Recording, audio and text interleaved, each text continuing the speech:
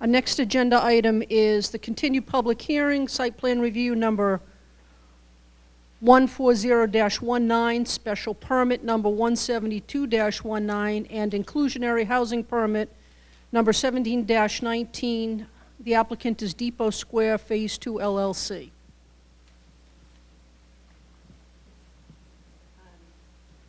Just to certify that Alexander Kraft, or Zane Kraft, was absent at the last meeting. He has reviewed the video and or audio from the meeting, the draft meeting notes, and the other materials that were submitted at the meeting, including materials from the public, and certified under Mass General Law, Chapter 39, Section 23D, that he did so, and therefore he can participate in this public hearing. Just a couple of notices before we get started. First of all, Mr. Matt Puccio has requested permission to videotape this part of the meeting, and such permission has been granted, so everyone is hereby on notice that they're being filmed or taped. Before we get started, a group named Depot Matters has asked for time to make a presentation with various or several of their members looking to do certain parts of the presentation. I wanted to ask either Mr. Hausman or Mr. Johnson, how many of your members do you plan on having to speak tonight? 4? And what is the estimated total time for your presentation? Okay, thank you. So I think what we'll do is we'll give people who have not had the opportunity to speak yet to give them the first opportunity. We'll follow the same rule that we did the last time, which is based on the City Council's time limits for the public, and ask everyone, if possible, to keep their remarks to 3 minutes or less. We'll reserve a longer period of time for the Depot Matters group. Before we get started with the public again, the applicant is going to provide us with a brief update.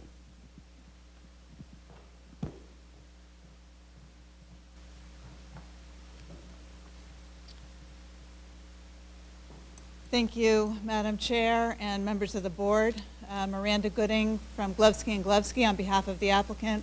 Also on behalf of the applicant tonight, we have Chris Copeland, Bruno Aguiar, and Kristen Poulin, all from Beverly Crossing, along with Thad Samasco from SV Design, the project architect.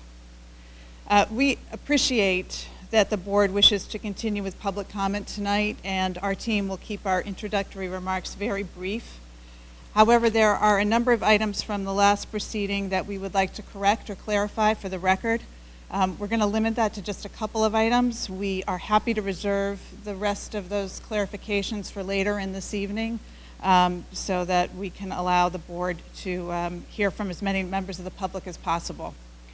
In the meantime, I wanted to quickly update the board on the approval and design process since we last met. Regarding the design, the project size and major features are the same as those reviewed during the August 20th public hearing. We reviewed 2 changes to the elevations with the DRB last week that were received favorably, and Thad will review those briefly following my remarks. There have been no changes since last week's meeting with the DRB, so everybody is seeing what was seen last then. With regard to the approvals process, after 3 meetings with Parking and Traffic, that commission voted last week to favorably recommend the project with conditions. I understand that their recommendation will be submitted in time for the board's next meeting on October 1st, when we would expect to have a full discussion of that, and our traffic consultant will also be here for that public hearing.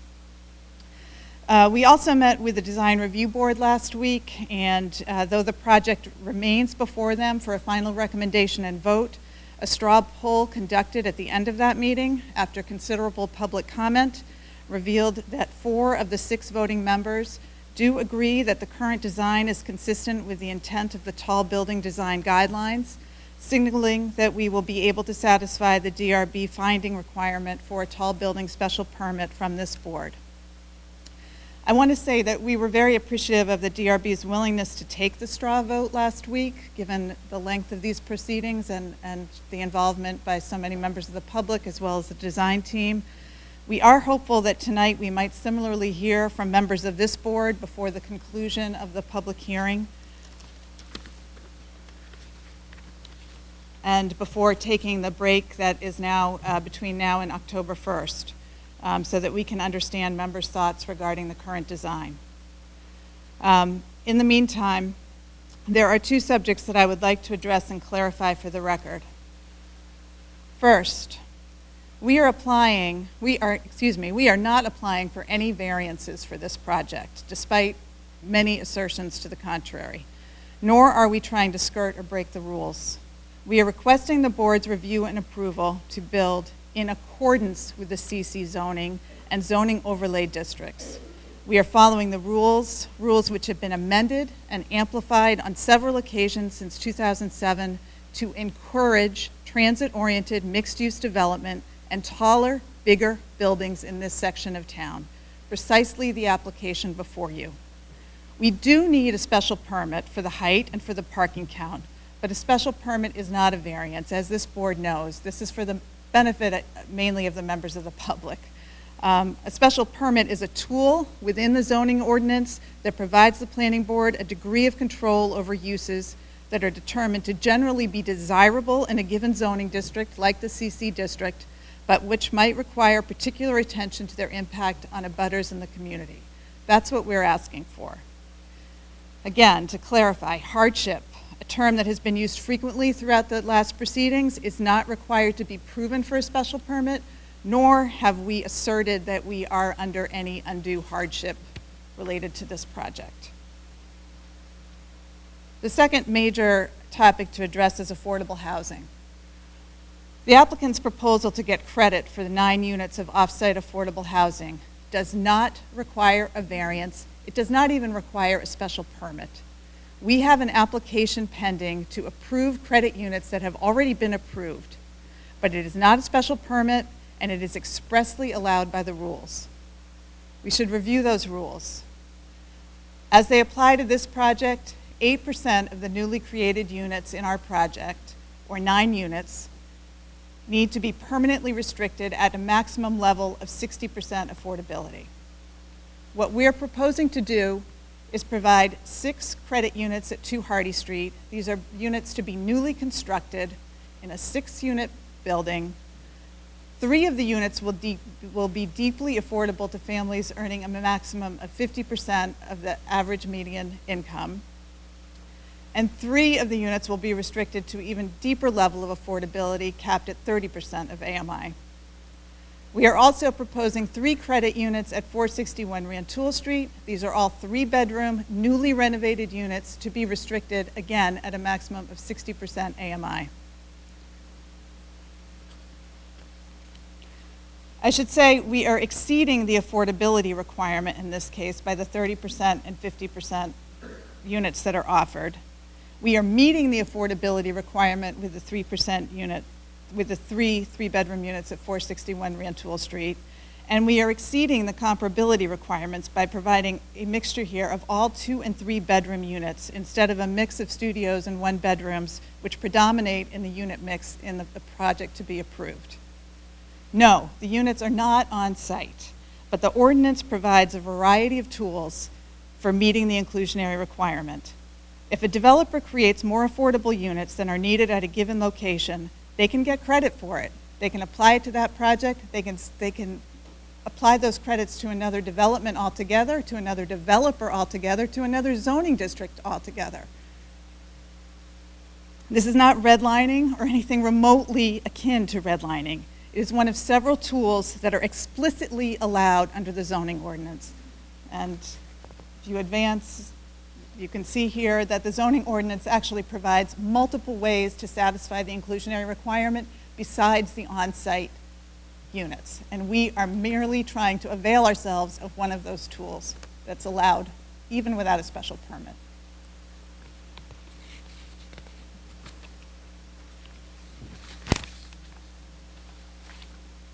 And I think if you go to the next one, just to quickly remind you, Beverly Crossing has created 48 inclusionary on-site units since 2012 in its projects.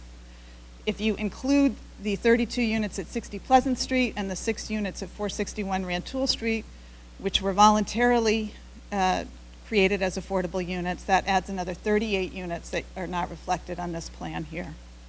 This is not a company that has shirked its obligations or sought to segregate affordable tenants.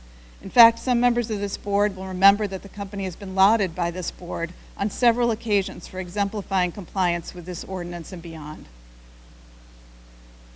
There are several benefits to this proposal that deserve to be highlighted. Number one, we are offering a diversity of housing choices, including 3-bedroom units and a smaller 6-unit building for more comfortable family housing. We are, as I said earlier, providing deeper affordability levels achieved than with other projects. That is thanks to a partnership with Harbor Light Community Partners that we described in the first proceeding. And both of these projects are in close proximity to both past and existing projects, as well as within walking distance to Depot.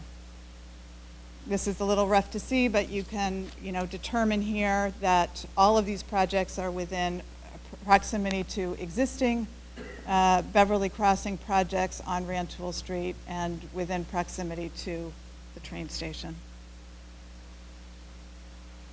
And quickly, just to refresh folks' memory, these are the renovated units at 461 Rantoul Street. And this is the plan that is proposed for the 6 units of new construction at 2 Hardy Street that Harbor Light Community Partners will be building with land donated by Beverly Crossing. Obviously, the biggest benefit is the ability to offer newly constructed units at deeply affordable rates. Not everybody can see this slide, but just to point out, the maximum rent for the 30% AMI units is $586 a month, about $1,039 a month for the 50% AMI units. These are for 2-bedroom units. And at 461 Rantoul Street, the rent will be about $1,400 a month for a 3-bedroom unit capped at 60%. By comparison, if you compare to just the usual 80% AMI units that the board is customarily seeing, the maximum rent for a 2-bedroom unit would be $1,925 for an affordable 80% unit and $1,724 for an affordable 1-bedroom unit. We believe the advantages of this proposal are obvious. I believe that Andrew DeFranza from Harbor Light Community Partners was hoping to be here tonight. I'm not sure whether he is. I know he's hoping to make himself available for questions this evening from the board if you have further questions about the Hardy Street project. I also know he has a tight schedule and is hoping to be out of here by 9 p.m. But we wanted to make sure that you're aware that he's here as a resource. Based on that, I will turn it over to Thad to review the changes to the elevations.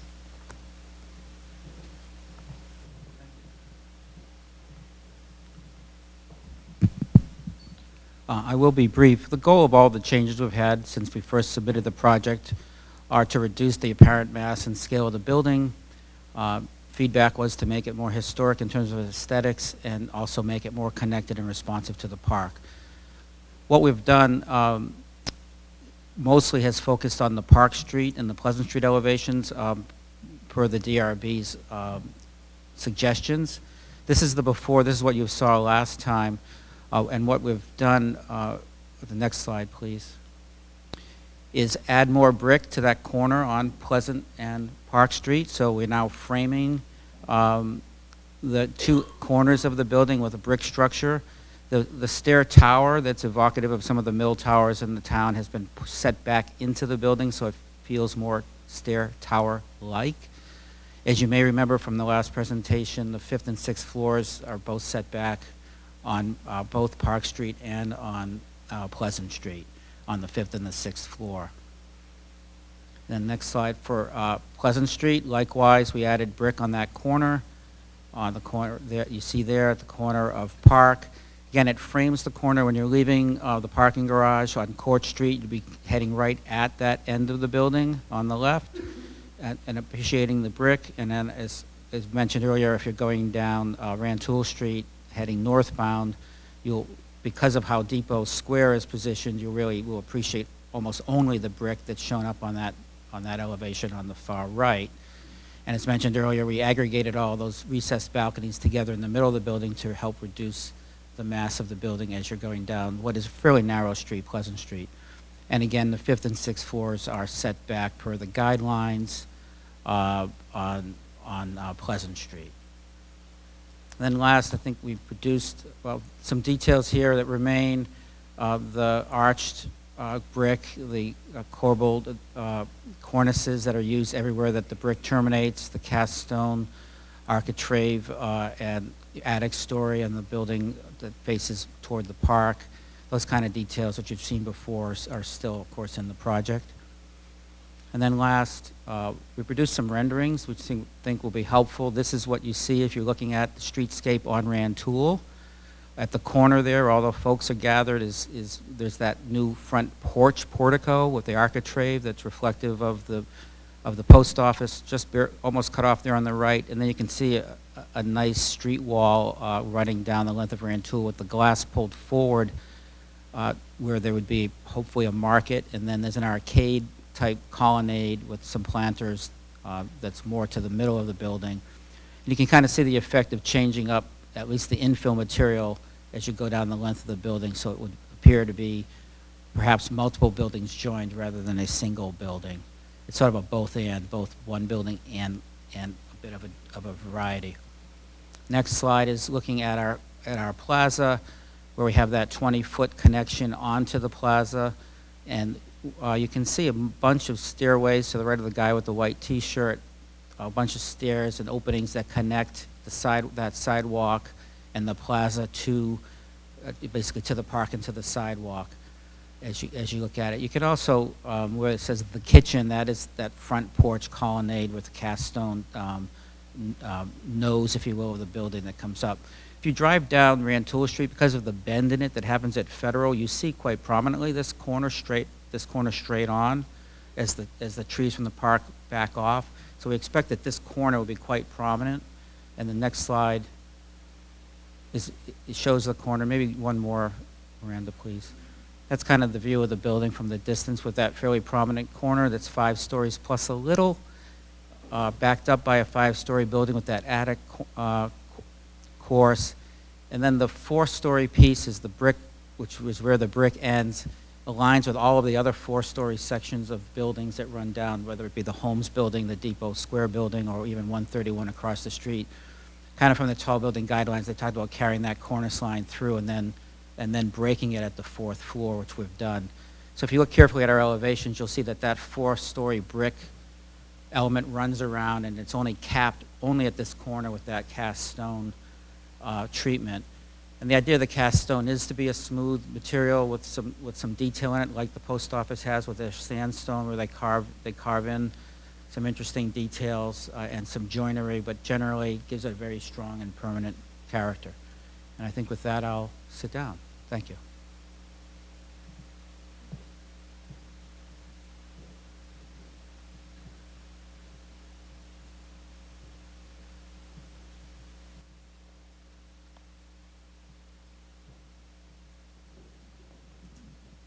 As we begin the public comment, I just want to remind, for those who might have come in after we began this meeting, for anyone who wishes to speak, please note that your statement or comments are part of the evidence that we will consider, this board will consider, in making its decision on this project.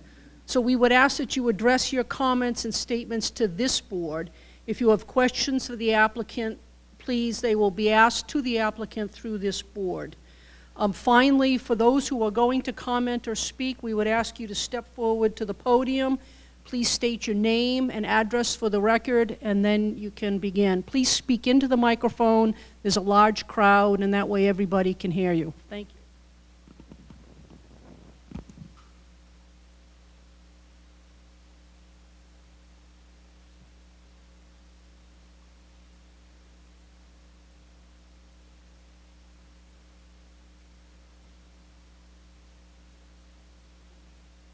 Read the names off the list, and again, if I have difficulty in pronouncing a name, please accept my apology in advance. The first name is Georgia Bills.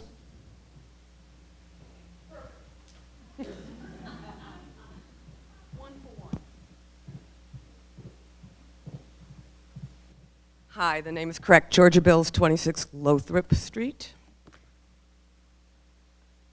And I want to just say thank you to the board and thank you to all of the Americans out here who are giving up their Tuesday night to be here, but especially this board. I was here last month in the chamber when we all were sweating to the oldies. So I've got a short statement. Hi, my name is Georgia Bills, and I'm happy and proud to say that I've lived in Beverly for 37 years. My husband and I fell for Beverly hook, line, and sinker and dug deep taproots, committing to this beautiful small city and its people, parks, and plans. I was at the meeting last month, squeezed into a very warm and crowded council chamber. I felt compelled to return tonight and speak regarding my passionate feelings that, no pun intended, stopping the train, and calling attention to the opportunity in front of us to preserve history and say no to demolishing the existing historical buildings at the Depot Square, to construct one more high-rise brick edifice. I ask the board to consider most carefully the long-term ramifications of destroying this gateway history. I recognize and appreciate the improvements that Rantoul Street has seen in recent years. I do not wish to deny that reality, but simply ask that we take a longer look. I am here to ask us all to take what will be a more difficult track and seek a creative solution to pay history the homage it deserves from Beverly, the third oldest settlement in the state. I'll close with a quote from Joni Mitchell. Don't it always seem to go that you don't know what you've got till it's gone? Thank you.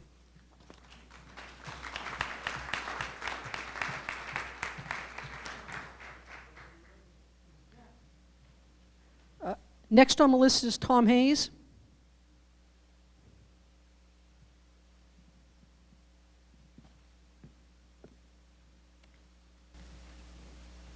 Thank you very much. My name is Tom Hayes, 26 Morningside Drive, Beverly. I was at the last meeting, so I'm not going to go through a lot of the things and be repetitive, but I do oppose the project as it stands. I think if you look at the parking for the 115 units, I think it was one space per unit, if I'm correct.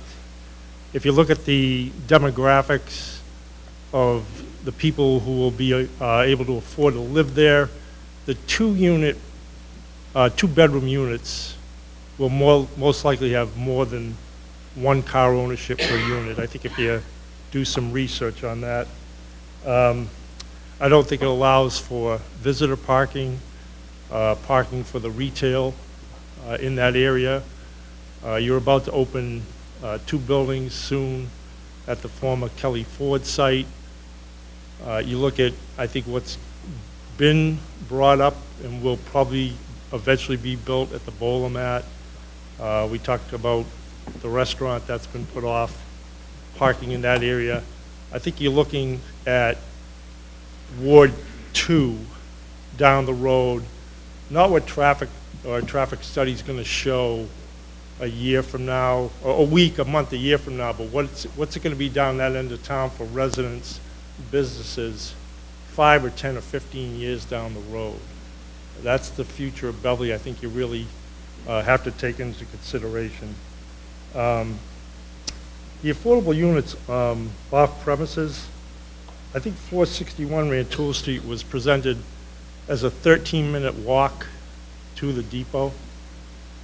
Those people in that income bracket probably have a lower level of car ownership. So in December, January, February, March, you're going to ask those people to have a much longer walk if they have a job in Boston and want to take the train or use the train on the weekend.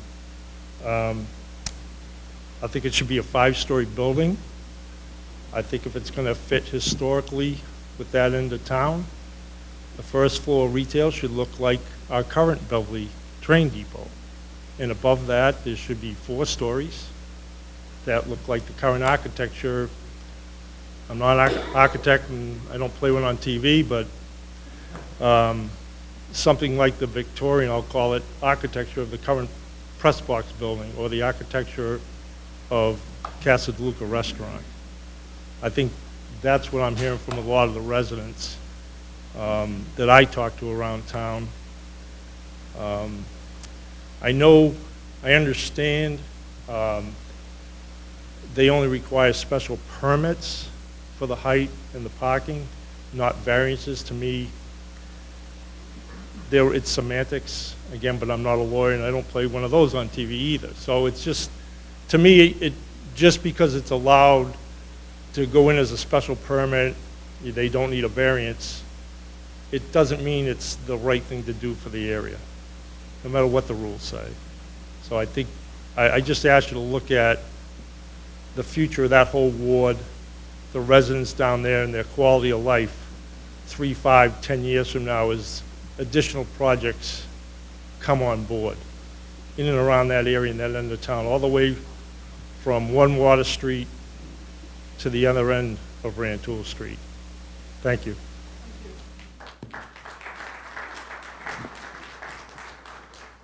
Next is Babette Loring.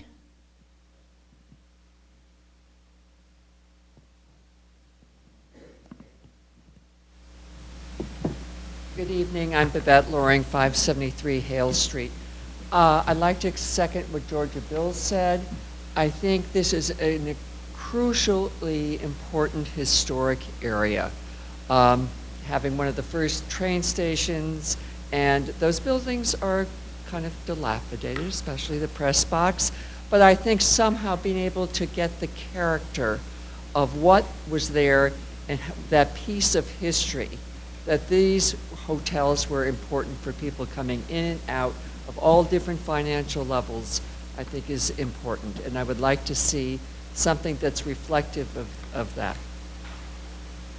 Thank you.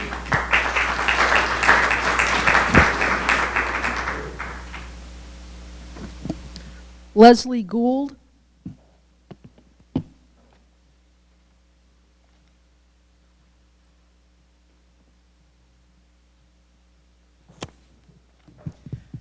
Good evening, everyone. Thank you so much. I guess I'm a little tall. Sorry. Hi, thank you so much.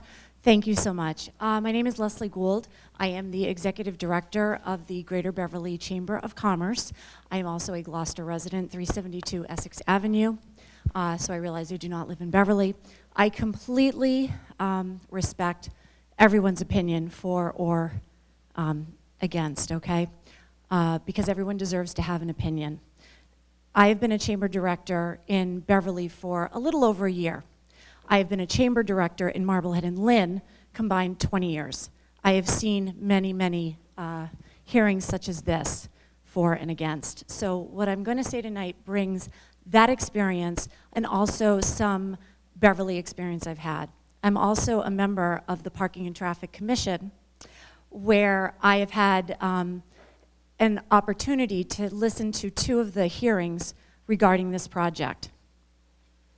My very first, bringing in that 20 years of experience, my very first comment about the project, we are speaking, of course, in favor of the project this evening for the Board of Directors of the Greater Beverly Chamber. My first thought was, this building is designed not for families, maybe people with 1 small child, maybe.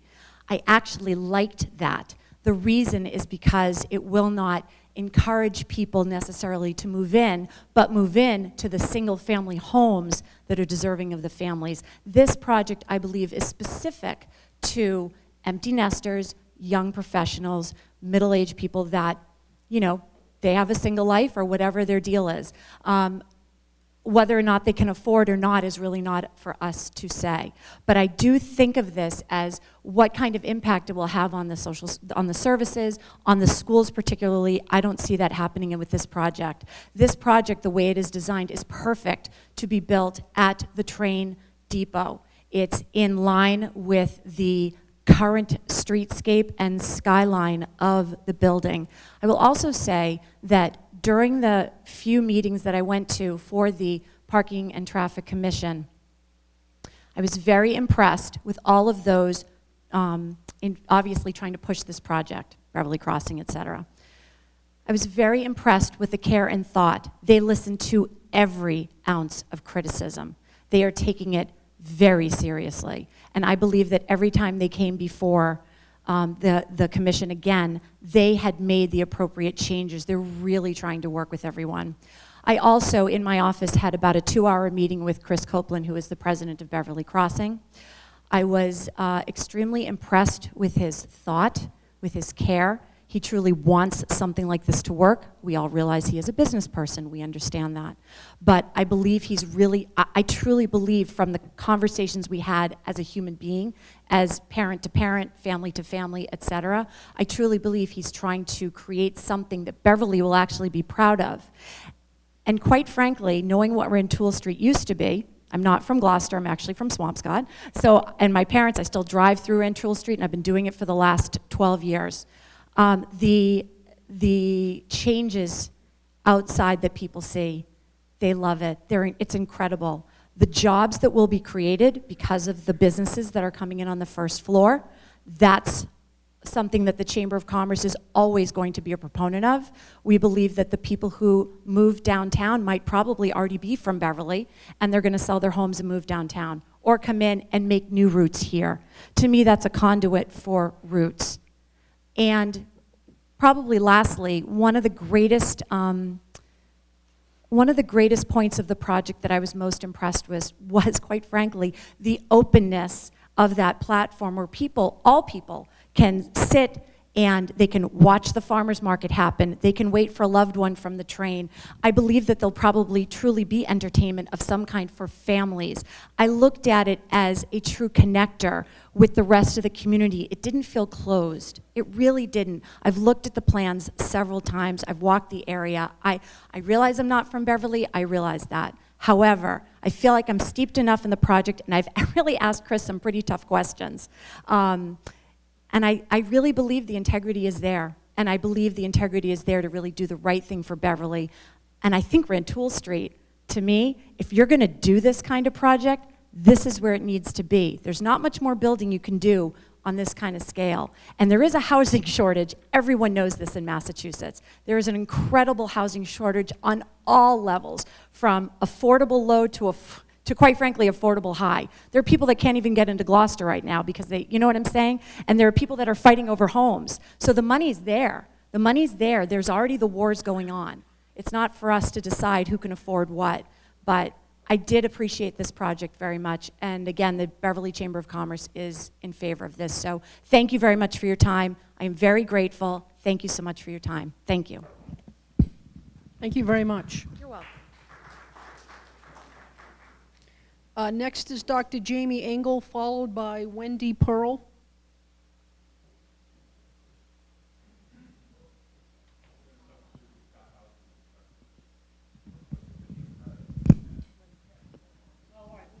Depot matters on hold. Hi, members of the board. Thank you guys for having me. Thank you for meeting. My name is Dr. Jamie Engel. For those who don't know me, I'm the owner of Aligned for Life Chiropractic, which is on Rantoul Street. I'm also a resident at 48 Federal Street, which is on the Rantoul Street side. So let's just say I spent a lot of time on Rantoul Street. Quite frankly, 7 years ago when I opened my office on Rantoul Street, I was quite afraid of leaving by myself at night. I'm being quite frank with you guys. And that says a lot from a girl from Los Angeles, right? Over the last 7 years, I've seen this street blossom, and as an active board member of Beverly Main Streets, I'm 100% for this. Now, I want to say something for the record, too. At first, I was actually opposed when they first put their presentation on at Beverly Main Street. My knee-jerk reaction was, we don't need more apartments, right? Or parking, all this, all those things. We need a hotel, right? I have never seen so much love go into to a redesign. I was blown away. They are Beverly, and a Beverly architect, a Beverly company, a Beverly law firm that cares about what's going on in Beverly. My German cousins were here from a beautiful historic town. You probably heard of Munich, right? And we were getting on the train station 2 weeks ago, going into Boston to see it for the first time. And my cousin looked at me and said, "What the crap is that?" I'm not even kidding, like in her broken German. And I told her about the people were against it because they didn't think it was historic, and she laughed at me. We're talking somebody from Munich. I want something that my cousins, I can bring them here and be proud of and show them, this is my town. We could sit outside in Fuego, look across the street and say, look at that beautiful building. And I'm truly in favor of this. Being a business owner and somebody who walks Rantoul Street every single day to work, this is going to be a beautiful project for Beverly, and I'm 100% behind it. Thank you very much.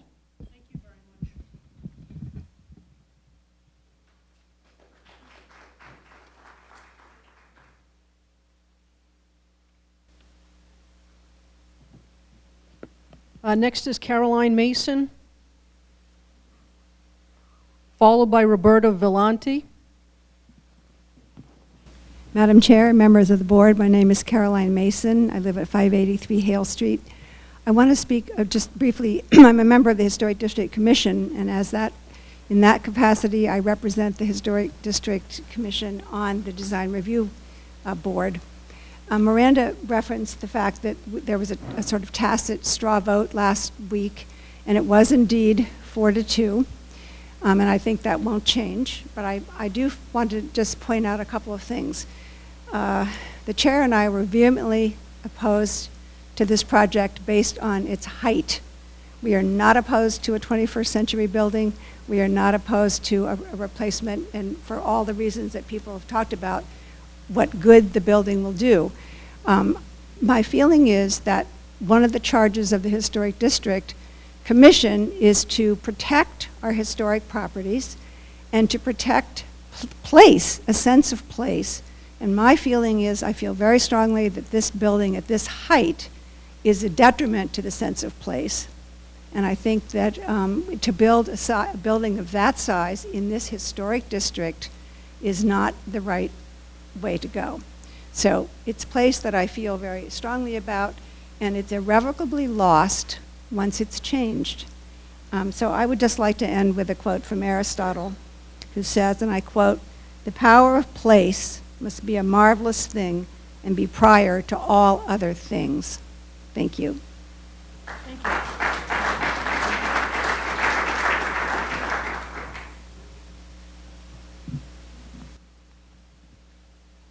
Roberta Villanti.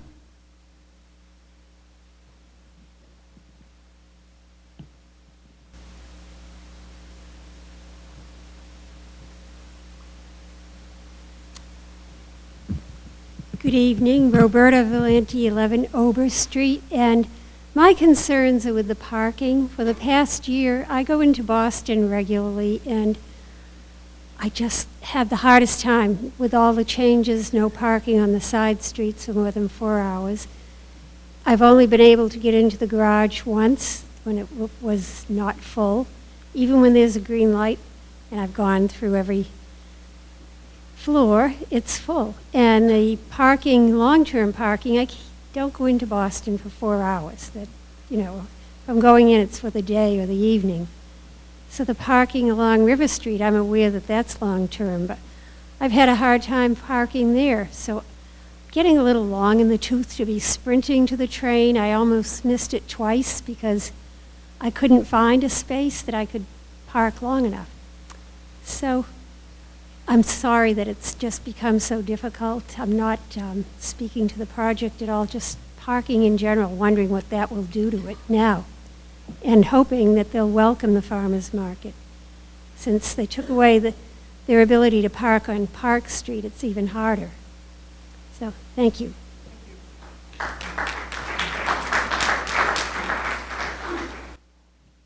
Rich Vincent.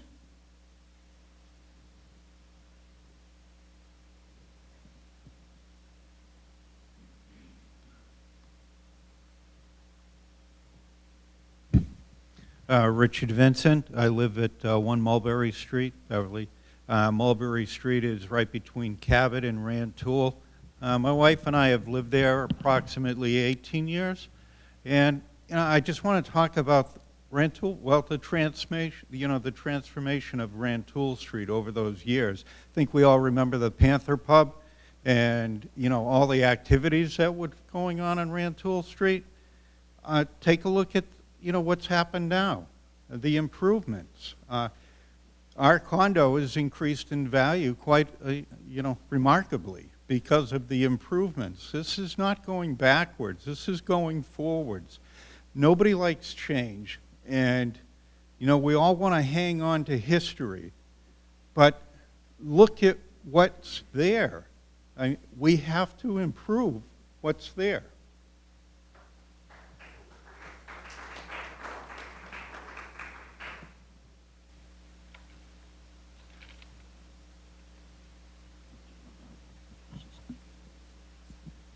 I'm going to interrupt the public comment at this time and ask board members if they want to ask Andrew DeFranza if they have any questions, and I think, Ned, you had some? Yeah, just a quick question, Andrew. It kind of encompasses 2 Hardy Street, and I'm just wondering if you can provide us with any type of update or timeline for that project. Sure. I also like to say it's nice of you all to come out. It's my birthday tonight, so it's nice to see everybody. When I thought, what is it I'd like to be doing on my 46th birthday, I thought a planning board would be just the thing. And I hope that Matt Pujo is there to film it, and everything is working out aces. So this is great. It's great. It's nice to see everybody. What was the question again? Sorry. Hardy Street status. Timeline. So Hardy Street is the 6 units that were showed earlier, and we've been working with the state. It's a new financing program called the Community Scale Housing Initiative, so they're still working out the bugs, but the good news is we're expecting to close any time now and to be in construction within about a month. So that should be then built and occupied sometime later next year. So we're pretty excited about that, but it's a little difficult to get it closed, but timeline is good. You want me to stay up here? Yeah. I don't. Willing to comment on the applicant's proposal to have off-site inclusionary housing. There were a lot of comments at the last meeting. People are concerned. What I view as a relatively inflammatory term, redlining, was used. Sure. I'm just wondering if you can comment on that. I think the applicant did a good job tonight of showing us where those off-site housing, that off-site housing will be supplied and Yep. what they've done in that area. I'm just wondering if you could comment on that. Yeah, so I'm happy to do that. I think if it's okay, just to give a little context, because I think it would be tricky without it for the audience and for the board. So I obviously, or maybe not obviously, if people don't know me, have a variety of conflicts and affinities in this room. So I love a lot of people here. I don't think I dislike anyone here, though I could probably think of somebody. But I do like a lot of people here on different sides of the issue, and so that's tricky, right? I'm a Ward 2 Goat Hill person, an affordable housing advocate. Thank you. I love Thad Samasco. I don't mind a lot of the other folks, and so. There's a lot of things. I'm all over the place on this. I love the Johnsons. I don't know whether I love them more or less than Thad, but it's probably equal. So lots of allies. So I'm conflicted 20 ways to Sunday. But I'm happy to answer a direct question, particularly as it relates to affordable housing, and feel like that's our role. So the question, I think, is how do I feel about the off-site use? So I've been in this conversation many times in a variety of municipalities. As sort of an affordable housing purist and advocate, my driver is you always want the units on site unless you can get one of 2 things. You can either get more volume, meaning more affordable units, or you can get deeper income penetration. I would take deeper income access and more volume as a trade, and it is a trade. It's not clean. Pretty much every time that I could get it, because my primary concern is for the people that I know that are looking to us to provide actual units. So is it as good? It's not as good. Is it better to have more units than less units? It is, and that's a trade I would always make, but that's just me. In my integrity and organizationally as Harbor Light, we would always make that trade. But I would not want to portray it as if somehow that did not have cost or implications. It does. So that's my answer.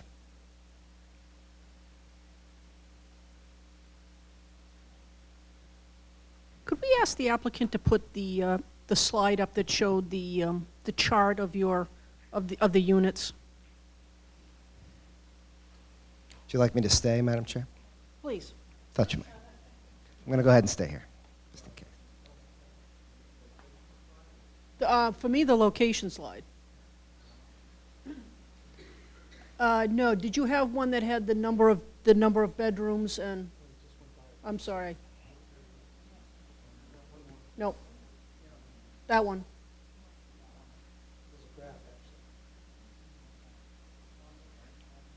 Sure, you can put up the rent one, thank you.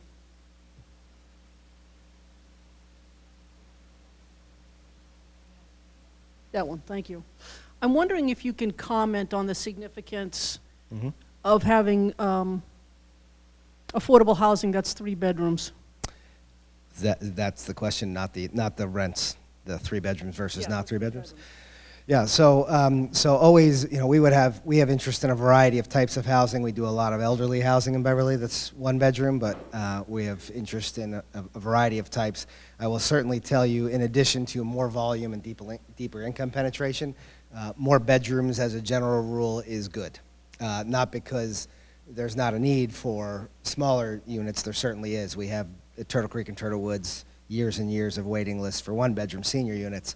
It's just that it's hard to get 3-bedroom units, and the structures, to the redlining comment, I'm sorry, I'm not sure who raised that, if that was you or not, Ned, but the structures are generally, as a region and as a state, there's downward pressure on bedroom volume. So there are a lot of communities in which they're trying to mandate either elderly-only units or 1-bedroom-only units as an overt method to exclude children from school systems, and to be specific, children of color. And so whenever you can secure more bedrooms than not, as both a political and an advocacy matter, I prefer it. That's my take. So it's valuable. Short answer, 3 bedrooms are valuable. Other questions? Derek? So, thank you, Andrew, on You're your welcome. birthday. Yesterday was my birthday, so, you know. Yeah, you didn't get as big a thing There we because are. it was not the actual day. You see. Understanding that you have, friends throughout the room on all sides of the issue, and I'm interested not specifically on Hardy Street or any of the particular locations where the inclusionary housing would come from, but Yep. I'm looking at the area historically, and historically in a different sense, not the preservation sense, but historically in terms of the affordability for moderate income families and individuals to be able to move into the housing units, the rental units between Cabot and Rantoul. Yep. And I'm wondering if you think, and maybe I'm jumping to conclusions here, that with all the other projects that have been done that have brought higher cost housing into the area, and this particular project, which market rate, smaller, I'm going to be asking this question in terms of expected rental income, what the pressure is going to be up or down for the housing stock in that area. Yeah, that's actually a great question, and so my response on this will be more anecdotal and experiential. I don't have any science behind this other than lots and lots of experience. But and I think it's a good question because one of the beautiful things about Beverly, to folks who mentioned it before, is we've traditionally had a range that naturally occurred. You know, Gloucester Crossing and downtown, 2 of my more favorite sections of the city. And we had a range where there were lots of different income groups that could exist within the city.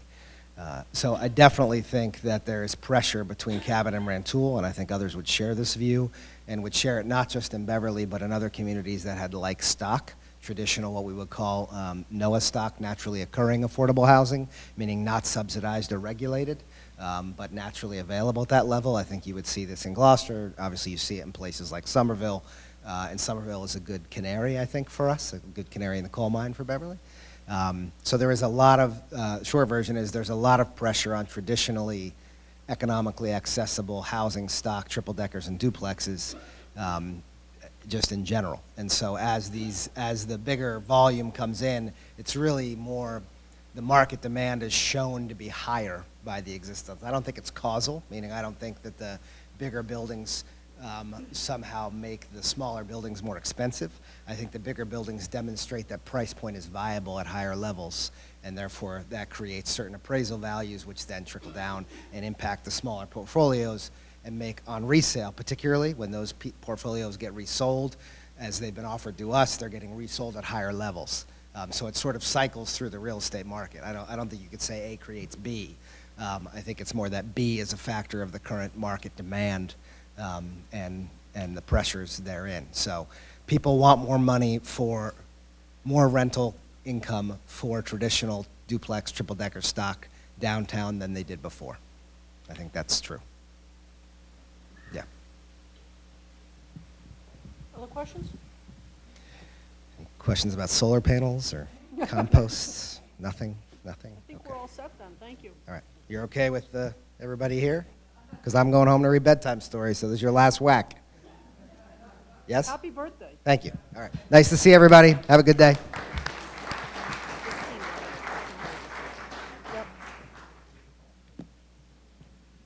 Is there anyone else who has yet to speak who would like to speak?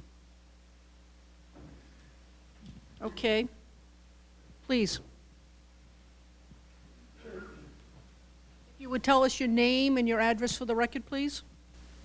Thank you.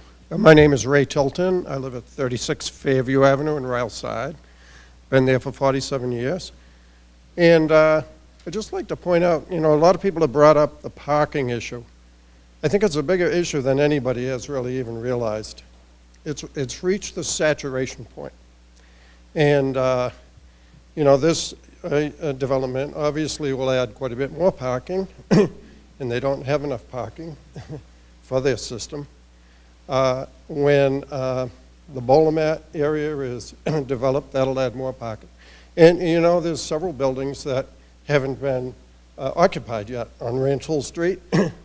That's going to add a lot more to the parking issue as well. I realized it this morning when my wife and I took the train to Boston, and there were no parking spaces. In fact, the MBTA garage was full, which was interesting too. So I think the city, before they go a lot further in allowing this type of development, really consider the parking issue, and if it's at all possible, to develop some sort of public parking as well. There isn't much room left on Rantoul Street to do that, I guess. So just one way to possibly alleviate a little bit of this would be to have a slightly lower building. Thank you.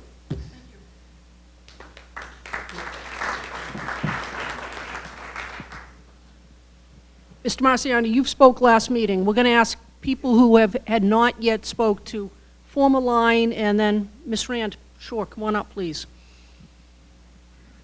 Anyone else who has yet to speak, if they would form a line behind the gentleman, that would be helpful. Thank you. Thank you. Good evening. Thank you for the opportunity to speak. So I'm Estelle Rand. I live at 3 Agate Street, and I'm also the Ward 2 representative, and there is just so much happening in Ward 2 right now. A lot of it is new development, and you've heard tonight the responses that I hear all the time to new development. A lot of concerns about parking, concerns about affordability, but also support for sort of a transformation in Rantoul Street, and also support for more people, to support businesses there, to keep our city thriving. So those are all the same comments I've been hearing. I would like to focus, I guess, on my thoughts and the things I've heard about the height, because that's what this hearing is about, the height and the inclusionary zoning. I do want to recognize that Beverly Crossing is not doing anything outside of what our city allows to make this request. So I think part of this process is always about public education about that. And for me as a city councilor, it's about thinking, okay, how I want to say I'm sorry, because I've reviewed the inclusionary zoning and I actually worked on it and improved it with the planning department, but we still have the option for paying in lieu of affordable housing and for housing off-site. So that's a policy decision that the city has made, that when I sit here and listen to these comments, I think, okay, that's on my list again. I need to review the inclusionary zoning so that when we get to this point in development, you know, you're not tasked with an impossible decision where you can't change that policy right now. You just have to work within that realm. So I also, similarly to Andrew DeFranza, which he's offered a lot of education for me from the very beginning on affordable housing, I'm always in favor of on-site affordable housing, but also am really in favor of these really deeply affordable units that our inclusionary zoning does not require. So those are, that's a very political statement about what's in front of you, but I can see the benefits of both aspects. Height-wise, you know, this, I think the comment on height for this project really relates more to how people are feeling about the design overall. And I don't think we're at a point where this project has been reworked 2 or 3 times, I think. But so I don't see that it's feasible that this project will just be completely redesigned. And I really hear the people that come to me and talk about height and the design are really calling for a total redesign. So I don't know necessarily how taking 1 story off is going to solve that problem. But that's the feedback I'm getting from the people in Ward 2. So thank you for your time, and thank you for all the people who came out to express their opinions on this. Thanks. Madam Chairman, committee members, my name is Andy Devereaux. I live at 11 Lawn Bank Road. I've been first came to Beverly about 30 years ago. And I remember those first 5 or 10 years. Beverly was down and out. I mean, I commuted through that train station for the first 5 to 7 years of my existence here. You know, the parks weren't well kept up, the schools were a problem, and today we're in a renaissance. We've got new schools, this building has been built, we've got Rantoul Street finally cleaned up, all right? We've got the Cabot Theater on the go, we've got Montserrat on the go. I mean, things are happening, and this is part of that happening. I'd like to speak to 2 things. One is the importance, as I am now, of this location, and then secondly, I'd like to talk about this building in specifics. This is a primo location. Thousands of people a day see this lot that's there now in this dilapidated hotel. And there's no new hotel coming to Beverly, trust me. A couple of people have done studies on that over the last 10 years, and it's just not feasible. You cannot build a hotel of scale, even a small hotel of scale, and make it work in Beverly. It's just not the place that's going to occur, unless you put it down on the waterfront or something like that, because a number of people have taken a shot at that. But this building, I mean, I want to commend the architect, because I did see the previous rendering. And I mean, I think this building is a very handsome building. I mean, the portion that faces the post office, I think, blends very nicely. And you got to remember, we're at ground level. I think pulling back those upper stories, all right, gives you a sense that the building's much lower than you would think. And there are 2 floors of parking underneath. I don't know how many, how many parking spaces are you guys putting in there? 115 parking spaces for a 100-unit building. They've scaled the building back from 113 units to 101, 111. I mean, there's an economics here. I'm guessing, I'm not an expert in this area, this is a $45, $50 million project. It's going to have $300,000, if you do the math, in taxes that are going to help people like you and me cover school costs and do other things. And it's a great building. I mean, it looks good. It fits in that location. And we desperately need that place, this area, cleaned up. And I think these guys have done a remarkably positive job of giving us a product that gets to that. And it's hard to attract capital. I mean, we struggled, under one of our administrations 20 years ago to try and attract capital to Beverly. I mean, one anecdotal thing, we could not give the shoe away for $1 to Emerson College. For $1. Someone came in who believed, and they've made something out of it. Now, it took them 20 years, and finally they're going to be making some money on it. But we're on a roll. I can ride my bike on the streets here. When I go downtown to have lunch in Beverly, I can always find a parking spot. You know, like when I go down to meet a friend or something, it doesn't seem, honestly, it doesn't seem to be a problem for me. Or when I go down to Enflago, same sort of thing. So, I mean, there's not going to be a hotel built there. And, I mean, this is an opportunity, you know.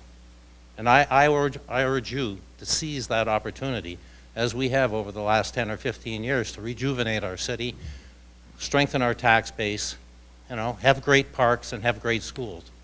Thank you.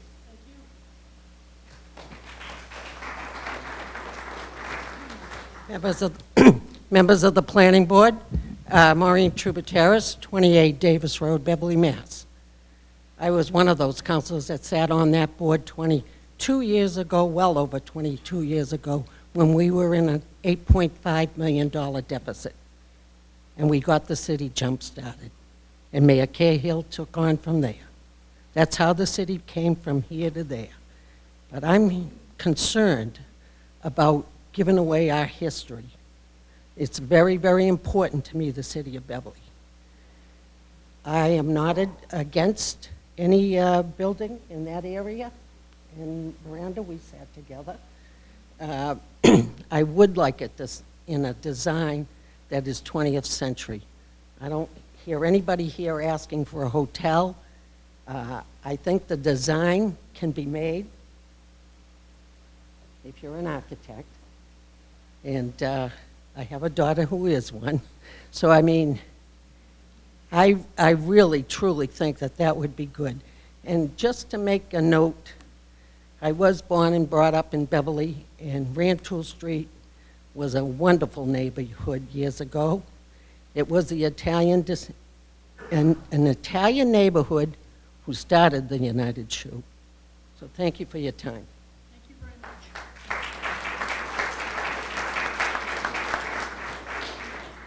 Good evening, members. Mike Coughlin, 136 Essex Street. I'm a member of the Beverly Bike Committee as well. I see in the picture here we've got a couple bikes along with a bunch of pedestrians. Now that Rantoul Street is going to simulate what's going on in the Seaport District in Boston, take a page out of that. There's a lot of multimodality that's going on there, a lot of bike lanes, which we see here in this picture, but there's also no storage for those modalities. Going up and down Rantoul, you don't see any bike racks, any storage, even at the depot. It's few and far between. So I ask you to think about that as you approve these projects. Thank you. Hi, Hannah Bowen from 13 Thorndike Street downtown. And I came a little bit late, so apologies, but I was glad to catch the affordable housing discussion and really appreciate all of your questions on that, because that's the issue that I most wanted to speak to. And I think I am the target audience for this development, or one of them. Moved to Beverly last year looking for a place to rent, a 1 or 2 bedroom, planning to stay here long term as a renter. Really appreciate the development that has happened, and thanks to all of you and others in the room who have spearheaded that. But really what drew me to Beverly was the mix between affordability and quality of life that you've been able to maintain. And I think that that just really needs to be emphasized, and that it's fair for us as a community to, working within the policies that we have, expect affordable units in new construction, regardless of where else affordable units have been built. And so would really push for the developers to consider that feedback that you're hearing, and for the planning board as well. And you know, I think there is a market for this building. I'm excited about the density. I was able to move to Beverly without a car for the first 10 months, so I think these things are all possible, but really keeping in mind the affordability aspect and the quality of life that we want to share, that includes being able to walk around, not getting overcrowded, but also, you know, living in neighborhoods that are mixed income and that have, you know, people of all ages and lifestyles living together. So that's what brought me here, and I hope that that's what this development turns out to be. Thanks. Thank you very much.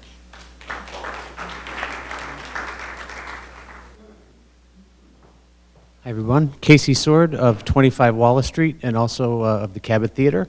I just want to say, you know, as a resident of the neighborhood, I love that just in 2 years in the neighborhood, the transformation of Rantoul Street, what a great walkable neighborhood that's become. I have 2 young kids that live with me, and we're able to walk down to the Board Game Cafe.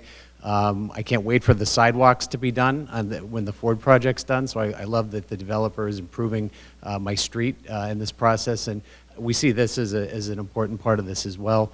The potential of having a market there year-round, and I think it's very, very important too, as someone who runs a business in Beverly, we need more people. We need people that have disposable income. There are many new restaurants opening up, and 50% of new restaurants that open fail. Frank McClelland is taking a huge risk in opening a restaurant here that I think many of these folks in this building will use, and it's just been an amazing thing. Projects like what's happening on Cabot Street, I can't wait till the construction is done, but once it is, we're going to have a great looking street there, and projects like this provide tax revenue for the city that help it, and it helps the Cabot. We've got to fill 850 seats every weekend of the year, so we're depending on new customers to help us too. So I like the project. It's come a long way. I think the developer and designer have been very responsive to the concerns, and I think it's a great project. Thank you.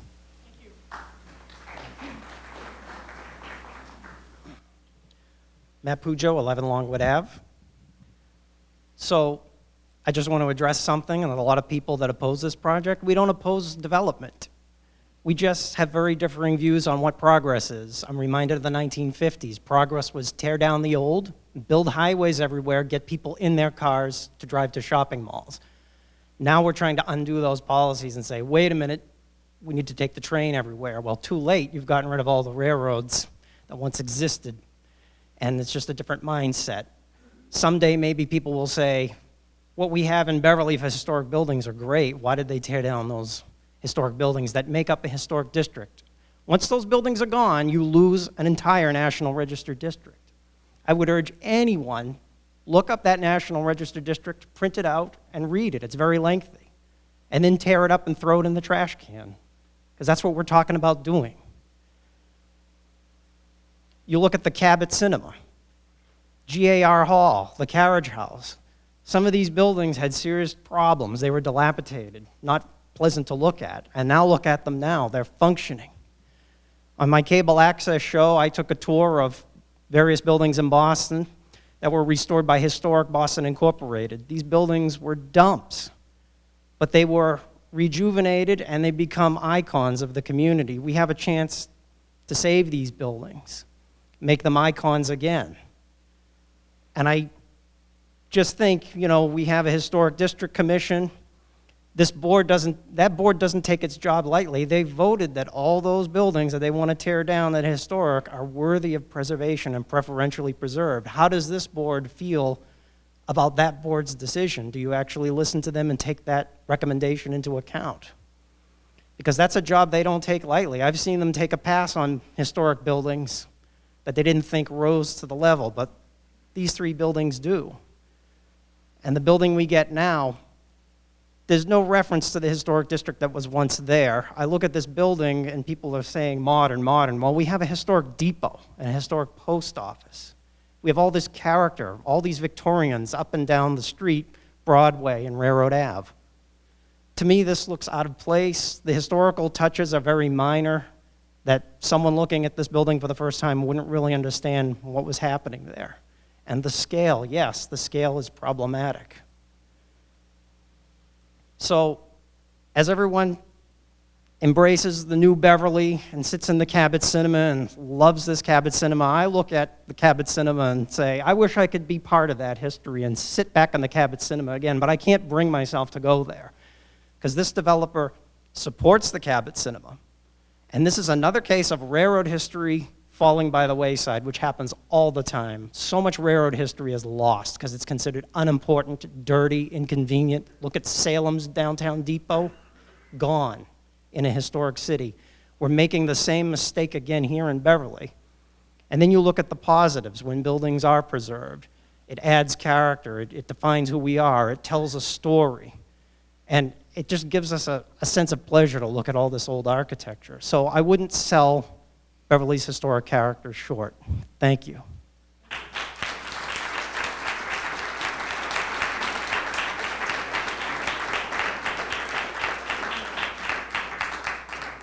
council members. My name is Peter Gunn. I live at 15 Railroad Avenue. So I directly... Can you keep your voice up, please? Oh, certainly. I live at 15 Railroad Avenue, so I'm directly impacted by most of the development that's happened on Rantoul Street. I've been there for 45 years. I have a stop sign at the end of my street now, or was a stop sign. Now it's a red light, which causes probably more congestion than efficiency from my own point of view. I guess in a nutshell, what I'm saying is I've lived in Beverly since it was a town. I've seen Rantoul Street become what looks like the canyons of New York. Apartment building after apartment building. I don't think they're all occupied. Certainly I know the commercial space on the first floor is not occupied. Everybody has the idea that development, it's good. And this is, it's a beautiful building. The architects did a great job. The only problem with development is overdevelopment. And the problem with that is it's never realized till it's too late. We have no idea what these apartment buildings, when they do become fully occupied, is going to have on this city. Our streets, not just parking, I mean just traffic congestion, our beaches, our parks, the influx of the population it's not going to be realized for years to come. And like I say, it could be too late then. I hope it's not. Thank you.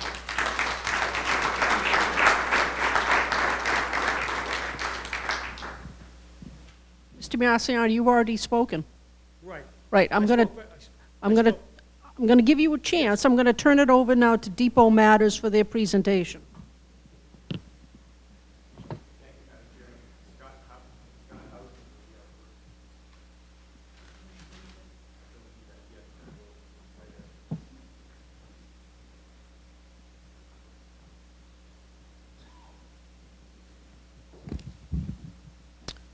Good evening, Madam Chair and members of the Planning Board. First, I want to clarify, I'm a city councilor, and while Oh, I'm sorry. Yes, my name is Scott Hausman, live at 27 Appleton Avenue. And I just want to clarify, pardon? Yeah. How about if I do this? Does that work better? Okay, let me try that. I'll try this again. Scott Hausman, 27 Appleton Avenue. And good evening, thank you. So I want to clarify, I'm a city councilor, and while I work with and affiliated with Depot Matters, I am not a member of the group. I do not represent them, and I do not represent the city council at large. I'm speaking only for myself in my individual capacity as a city councilor. And first, I want to thank you for your service, because I know you serve on the planning board as a way of giving back to this city. It's unusual for me to address the planning board as a city councilor. I have not objected to any other building of the applicant along Rantoul Street. And generally, I favor transit-oriented development. I think that that we need more residential development in the city. And I think in many ways we've had, Rantoul has had a rebirth because of the development that's going on. But I also think we're facing a false dichotomy here this evening in terms of choices between transit-oriented development and this application on one hand, and preserving our historic district on the other. And I'll elaborate on that in a moment. My remarks this evening are really being made because of the special nature of this location of this block. It's been mentioned here this evening, the tremendous number of people that come and go from this block every day as they commute to and from Boston. This location is a signature location. It's a civic space because of the Odell Park. That park is where we gather for our city celebrations and remembrances. It also has an iconic architectural layout. It creates and can be likened to our city version of the National Mall in Washington, D.C., which may sound grandiose, but its architecture and pedestrian scale are integral to its character and integral to the geometry and civic integrity of that space. So tonight, I'm going to talk about 3 ideas, hopefully persuade you of them. They do reflect, to a large degree, what I have addressed the Design Review Board about, and so my comments will have a flavor of that.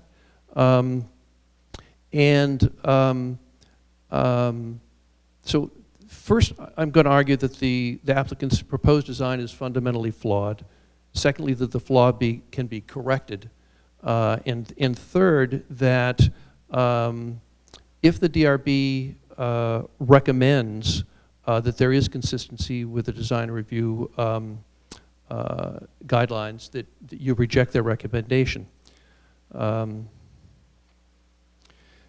those guidelines have an intent, which is articulated in the guideline statement of goals and elaborated in a set of recommendations and principles, which I'll discuss in a moment.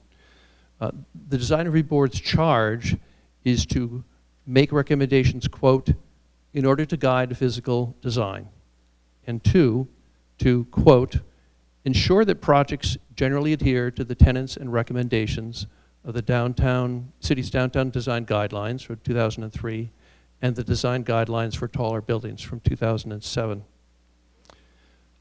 The role to, quote, help guide physical design is a pretty general statement, and by itself, it doesn't provide a standard or a scope to follow. I suggest that the scope and latitude of the Design Review Board, and by extension the Planning Board in this application, is elastic. That is, that your latitude expands and contracts based upon the significance of the application in front of you. The scope of your review of a design, which is really more the DRB, but the scope of review for a building is large, and the scope of review for a building which takes up the entire city block at a signature location at a gateway in our city is even greater latitude. So I think your latitude in your review in this case is quite large, and I think the design guidelines are helpful in this regard because they do say that where the city gateways, landmarks, and historic buildings and districts, all of which are here, are being considered, the standard of review must be especially high. So what are some of those guidelines and recommendations in the guidelines? The guidelines are explicit on this point. Quote, the primary goal of design guidelines is to provide the city's land use boards, that would include both the DRB and the Planning Board, with guidance on how to construct buildings over 40 feet tall to improve the fit of new construction within the existing historic fabric of Beverly's cityscape. So I want to repeat that last phrase of the primary goal, to improve the fit of new construction within the existing and historic fabric of Beverly's cityscape. So those recommendations are broken down into certain bullet points. The guidelines, quote, prescribe best practices for allowing or restricting taller structures near historic landmarks, and quote, and call for, quote, the siting of tall buildings within the overall context of the city to help reinforce the elements, namely landmarks, gateways, and districts that define its urban form. So the guidelines in the city ordinances look to the Design Review Board to ensure adherence to reinforcing existing elements of landmarks, gateways, and districts that define Beverly's urban form. And notably, they call for a special attention to corner buildings, which the Casa de Luca building certainly is one. So what is the fundamental flaw in the applicant's proposed design? I'd argue that it lies in the premise or the narrative that the applicant wants us to accept, which is sort of this false dichotomy I was referring to. Namely, that there is no place, no good design for its proposed building that includes any historic structure on this block. Now, the applicant has, before the Design Review Board and to a degree for the Planning Board, tweaked its original plans. And I think the applicant is fine discussing such changes because it misdirects a more fundamental evaluation of its design, like missing the forest for the trees. The fundamental flaw in this design that's proposed is that it's based on the wrong narrative, the wrong starting point. Their narrative is based on the primary goal of what is the most economical way to build an underground parking garage. That's their starting point. But that is not based upon architecture. It is based on a construction goal. And it is not based upon the character of the civic space that this site is located near.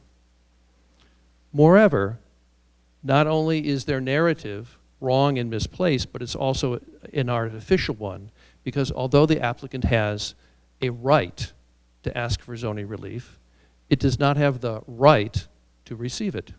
Massachusetts law is clear on this point. So how can this either-or situation be reconciled? How can the design flaw be corrected to comply with the design guidelines? A correct design would start with the correct narrative of fitting new construction within the existing and historic fabric of Beverly's streetscape. So I am most concerned with that portion of this building along Railroad Avenue. This is the portion of the parcel that faces this gateway and will have the most impact on it. And within this side of the parcel, I'm most concerned with the Casa de Luca building, a 125-year-old building, formerly known as the Hotel Walter, which I will simply call Casa for short. And I'm concerned particularly with that because of its historic significance, its notable architecture, its present physical integrity, its suitability for adaptive reuse. There's been references this evening to people thinking maybe the idea here for saving the building is to be used as a hotel. Adaptive reuse does not require using it the way it has been used before. It can be used in many different ways, creative ways. You could add a little funk to this location rather than the kind of building that is being proposed. I think this building can and should be saved, and it can be saved within the context of design that the proponent would like to have a building. The correct narrative of this design of this location is that the applicant must start and base its design with the Casa building in place and create new construction that fits with this historic and existing fabric of our streetscape. The recommendations and principles of the design guidelines cannot be adhered to even generally without retaining at least one of the historic buildings for adaptive reuse. The guidelines are very specific about this. They speak to this. Quote, sensitive reuse of existing buildings is an effective way to help preserve the architectural character of Beverly's downtown while still accommodating growth and redevelopment. It's not anti-growth. It's not anti-redevelopment. That's my own digression. Back to the quote. Reuse and expansion of existing buildings should be sensitive to the building's site, scale, materials, proportion, and detailing, and can be seen as an opportunity to restore traditional but deteriorating building fabric. So I accept that a large new building will be constructed on the applicant's property. And I leave the issue of mass and scale and cornice and fenestrations to others. And I recognize that there is a certain momentum for the applicants to get what they ask for. After all, it's their property. But I will bring you back, I would suggest to bring you back to the goals and tenets and recommendation of the design guidelines. And I suggest that the current design is fundamentally flawed.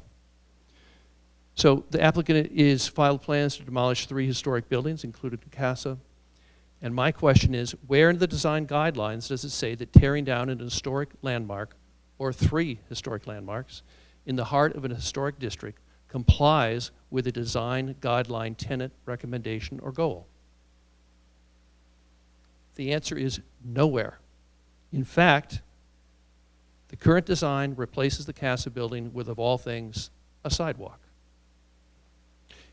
In the application for the National Register designation for the Beverly Depot Odell National Register District, this applicant says, the district retains, quote, the district retains integrity of location, design, setting, materials, workmanship, feeling, and association, and fulfills National Register criteria with significance, close quote.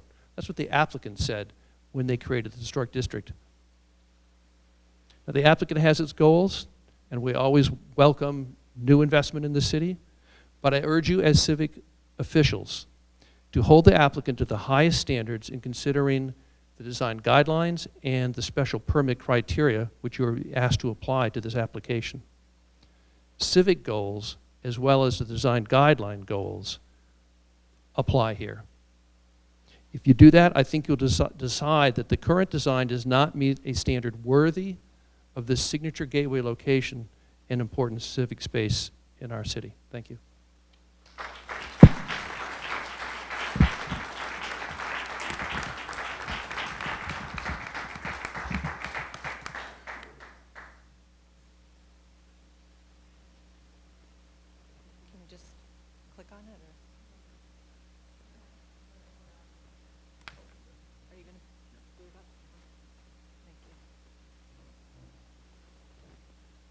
I think I have to hold this too. I'm going to hold this. I'm going to juggle a bunch of things.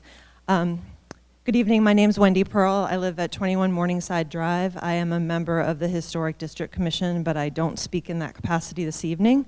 I'm a member of Depot Matters as well, and I appreciate the opportunity to make a short presentation.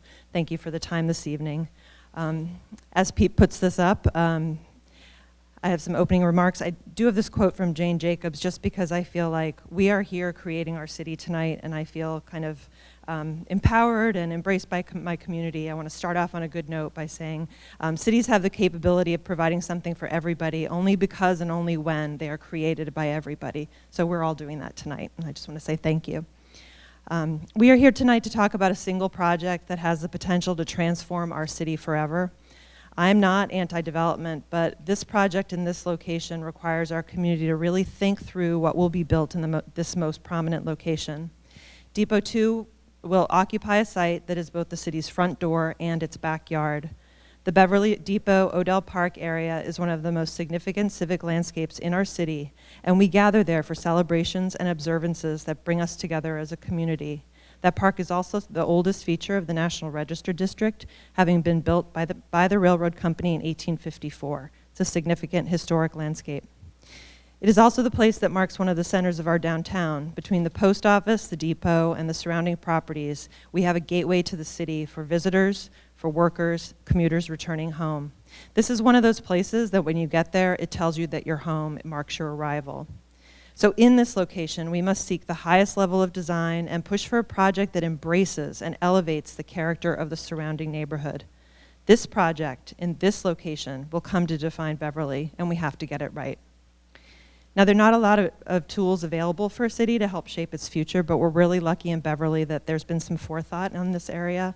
We have the benefit of the site plan review process, the special permit process, the design guidelines for tall buildings, and the downtown guidelines.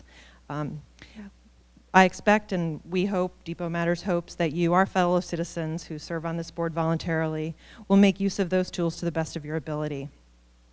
And I asked the question the last time I was before you about the Design Review Board and whether you had to concur with their findings, and the answer was no. So I asked that you take a good look at the tall building guidelines yourself and think about this project, look at the available materials online, and just compare the guidelines to what we're seeing in the design. I will be giving you a little packet that we provided to the Design Review Board last week. I'm going to hand that out at the end because when you hand things out at the beginning, everybody gets a little distracted. But that is something that you can read and do more investigation on your own. Toward that goal, we've prepared that analysis, and I have 3 main points tonight, which is the next slide. First, the Depot 2 project does not adhere to the intent and purpose of the guidelines for tall buildings. Depot 2 project does not fit the site, and Depot 2 does not meet all 6 criteria for the special permit consideration. Go ahead. Looking at the tall building guidelines, before I kind of cracked those open, I thought I would find a technical checklist, but what I found was a narrative that really is an expression of our community's values and a vision for redevelopment of the Rantoul Street corridor with the protection of the character of our city at the forefront. This is from page Roman numeral 3 of the tall building guidelines, which I'll just call the guidelines if that's okay. Scott already kind of quoted the goal about harmonizing new construction within the existing urban context. And this is also important. The impact on significant landmarks and abutting properties and the streetscape is noted in this purpose as well. On page Roman numeral 5, the purpose is articulated, and Scott also mentioned that, to improve the fit of new construction within the existing and historic fabric of Beverly streetscape. So it's that intent and purpose we have to keep in mind, because that's the thread that's throughout all of these guidelines. I'm only going to highlight a few because the guidelines are pretty long, but it is the intent and purpose to fit in the existing and historic fabric of the city of Beverly. So our first question should be, what is the existing and historic fabric? What is the streetscape we're trying to fit into? What is the urban fabric? The urban fabric is not defined by the newest, biggest buildings. These are just some of them. The fabric is defined by the Beverly Depot Odell Park National Register District and all of the variety of resources within there, between the park, the institutional buildings, some of the commercial buildings, and the variety of the connections between them, all tied together with the railroad history. Many of these were built by the railroad or for railroad purposes. And the existing and historic mixed-use buildings on Rantoul Street also have to be recognized. This is sort of a variety and mix of different architectural styles, different purposes and building uses. Many of these buildings have been preserved, adaptively reused, and are in use now for commercial purposes. A lot of them have the mixed-use kind of feel that we're looking for in our new buildings, with the commercial below and residential above, or other uses above.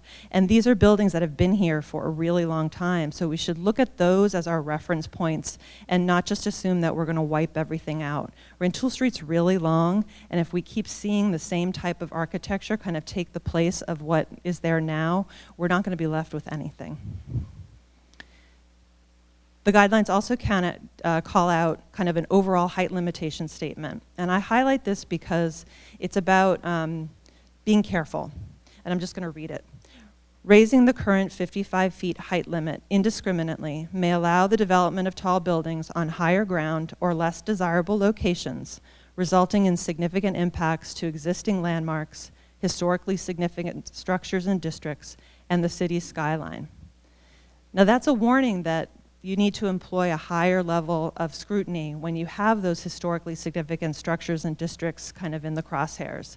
Of all places within that corridor where the tall building guidelines apply, the Odell Park area is the most significant, and we really have to raise the bar on your review, sorry. Wait, go back. And it's important to note, it says, if allowed, a 75-foot height limit should be governed by the following conditions. And this is where the guidelines break down into kind of more of a specific review of what type of new construction might fit into the city. And I'm going to talk about street walls, corner buildings and gateways, and a little bit about civic centers and open spaces. Hold on, I have to catch up. So the street wall is defined on page 14, and I have to catch up if you don't mind. Street wall is a continuous row of buildings with a consistent setback from a wall that forms a wall that defines the street. This is what creates kind of our outdoor rooms, and the guidelines say that buildings that face important civic open spaces, such as Odell Park, have kind of an obligation to provide that consistent street edge because it helps define the open space. Just like Scott talked about the National Mall is kind of this grid, this long rectangular kind of plane of grass, but it is defined by the buildings that occupy the edges around it too. If those were open or somehow less defined by those buildings, it wouldn't feel like the same kind of formal landscape. Go ahead. So this is a building that really has three fronts. By taking 5 parcels and making it into one building, they have taken what was a variety of buildings and made it into a building with 3 fronts. The first front is Rantoul Street, and there was a lot of discussion by the architect earlier on this. It is a street wall, so it doesn't fail in that sense. There are problems in terms of the storefront design. There's a real homogeneity to the first level where I don't really know what's going on in. There's no articulation of individual storefronts, which is a requirement of the downtown guidelines. There is a lack of a defined and consistent cornice. The cornice is kind of the top of your building, and I don't really know where the top of the building is here. The guidelines require that there be a kind of a reference to the predominant cornice on the street. I don't know how you decide what the predominant cornice on the street is, but this doesn't really have one cornice, and I think it's just kind of a design problem. This also has limited doors opening to the street. There is a recessed entry, which I think is the accessible entrance for residents of the building. And then on the right side, at the corner of Railroad Ave, there's an entrance to a commercial space, and on the far left, there's another entrance. But openings to the street and doors on the street, it's kind of a Jane Jacobs thing, is an indicator of the presence or absence of street life, and that's what the guidelines talks about. And there's just not a lot going on there, so I just wonder if we could do better in that sense. Railroad Avenue is not a street wall at all. There is no consistent edge. It doesn't define the street or the edge of the civic landscape. Remember, these drawings are kind of a building in a vacuum, but this is a building that faces a park. And this is not going to help define that park in any way. And that's what the tall building guidelines require.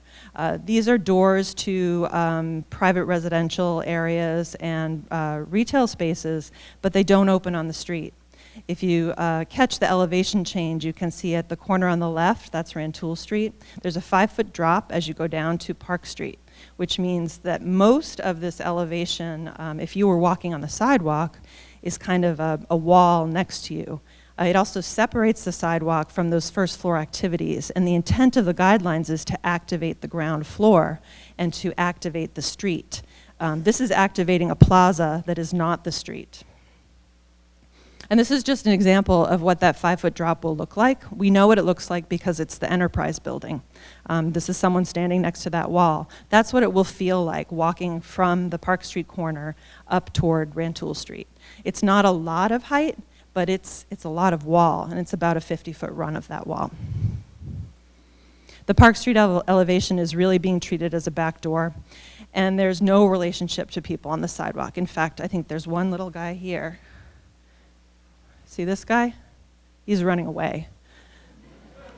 There is no pedestrian streetscape in this elevation at all, and I would argue, I drive under the railroad bridge, and I would see this elevation very frequently. And I don't think that it succeeds in being a front to the building. I think all of the utilitarian uses have been put on the back. And it's really important to note that at the corner of Park and Pleasant, this is a 7-story building. This is a massive building from this perspective.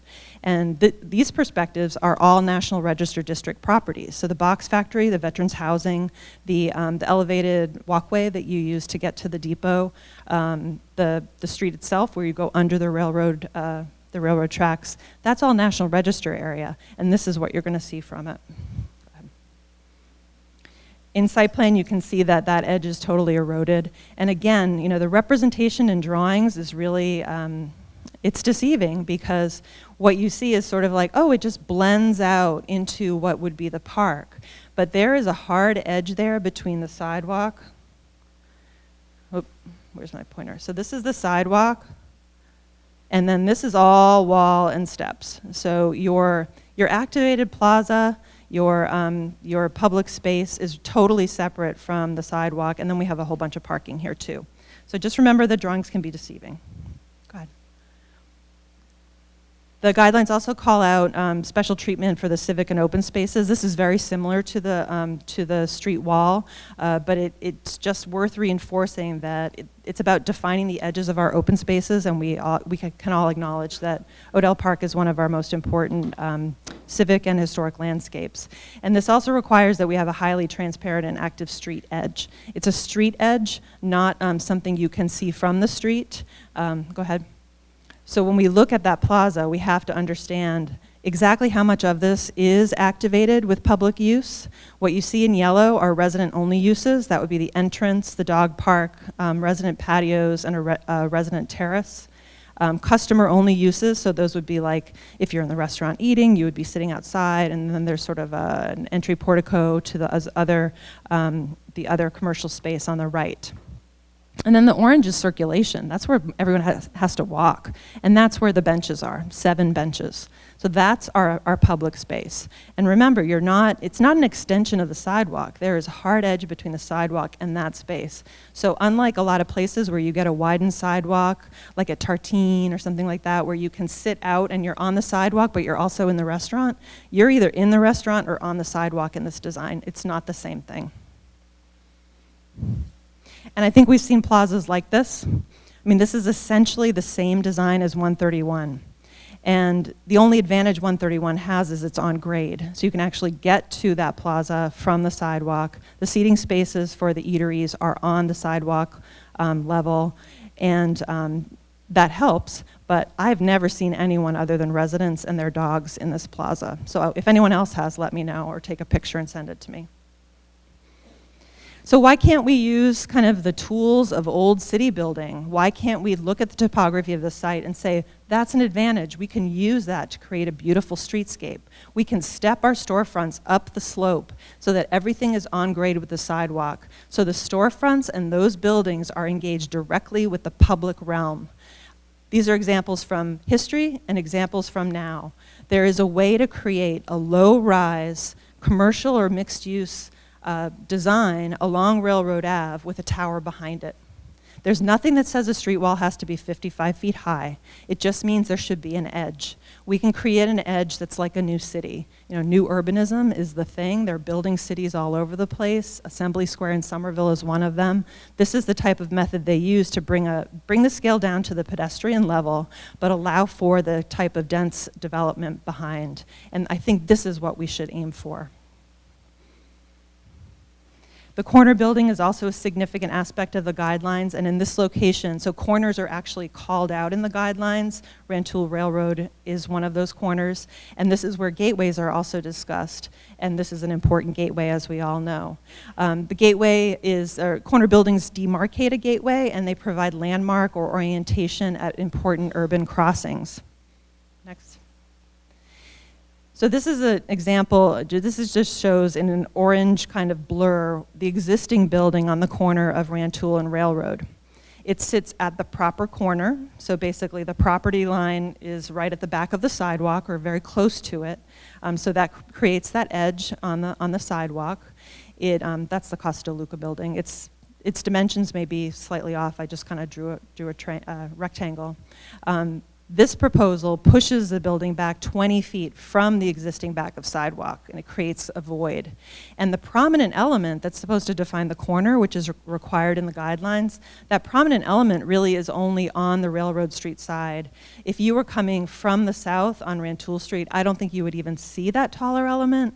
So I don't think that it succeeds in meeting the goals of the corner building design guidelines. The existing building provides that kind of landmark orientation, and it's not just because it's painted yellow. It is a strong corner. It's at the actual intersection. There's architectural detail that implies verticality. There's a strong cornice line. It provides that orientation and acts as a landmark, and it really is a distinctive gateway. The proposed building is an empty void at the actual intersection. The architectural detail erodes the corner because there's nothing there. It erodes the street edge. It is indistinct from other buildings on Rantoul and does not provide a landmark or gateway. Now, I would encourage you to look at the tall building guidelines and make your own decision on that. But I also want to point out that 2 of the special permit criteria are not met. Number 1 is to grant the special permit, you have to determine that the specific site is an appropriate location for the proposed use and that the character of adjoining uses will not be adversely affected. I don't know how you can say the demolition of 3 properties within the historic district is not an adverse effect. This will change the character and experience of Odell Park, a publicly owned property, which kind of relates to one of the other criteria, which is that abutters can object. I am an abutter because I am part owner in that Odell Park, and I object to this project. I want that to be on record. Anyone here who wants to object can too. If you're a taxpayer, you are an owner of that park. The demolition of those 3 buildings, which are X'd in this area, you can see with the red outline is the National Register District. The demolition of those 3 buildings will affect the character of the other listed properties and kind of eliminate their historic context, which can be important for buildings like the post office and the depot. The proposed design adversely affects the experience of Railroad Avenue and Park Street sidewalks because of those massive walls. It separates commercial use from the Railroad Avenue sidewalk, eliminating the direct engagement between the public realm and the private commercial spaces. I would also say that criteria 2 is not met. That criteria states that no factual evidence is found that the property values in the district will be adversely affected by such use. As Matt Pujo mentioned earlier, demolition of 3 properties will result in the delisting of this historic district. Property owners within the district will lose the value of federal and state historic preservation tax credits, which are currently available to them, but which will be out of reach once their properties lose the designation. These are the same tax credits that the applicant took advantage of for their own gain to the tune of $2.2 million, and they'll be taking away that opportunity from other property owners. And finally, there is an economic effect of National Register listing. A National Register district in and of itself is a reflection of a sense of place. Increasingly, it is that place around which grassroots neighborhood groups center the rebirth of a spirit of community. That phenomena has many ramifications, but increased long-term property values is certainly among them. Thank you for your time. I ask for your careful consideration of this project as it relates to the guidelines and the special permit criteria. Thank you.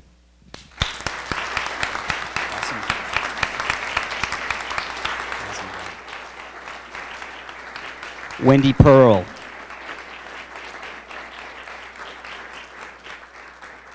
Wendy Pearl did such a great job tonight. I'm going to take my remarks and send them to Darlene, and then you can put them in the record. I just wanted to remind the audience tonight that we have over 2,000 signatures supporting. I'm sorry, I'm Jim Younger, James Younger, 32 Butman Street, proud member of Depot Matters. And I don't need to say anything. I know in the essence of time here, I'm going to say one quick remark. We have over 2,000 signatures that are on the Depot Matters webpage that are people who actually feel like abutters, just as Wendy mentioned, that are against this project. Not against development, but against this project for all the reasons she just stated. And this project really is about a vision. It really is about a vision for Beverly's future. So it's time for you, the leaders of the city, the mayor and his capable planning staff, to demand the architect develop multiple design options with significant differences that meet the intention of the tall building guidelines, harmonizing of new construction with the existing urban fabric. Meet the city's intentions to create more affordable housing and do not require relief or special conditions in order to pass planning board approval.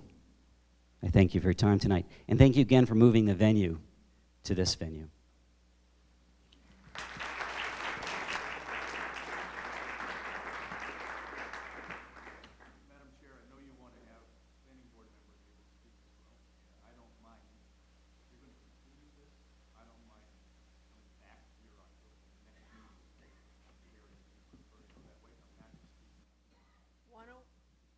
To be consistent, why don't we have you speak? I would also ask if, can you submit your slides to the board? I have them on my record. Okay.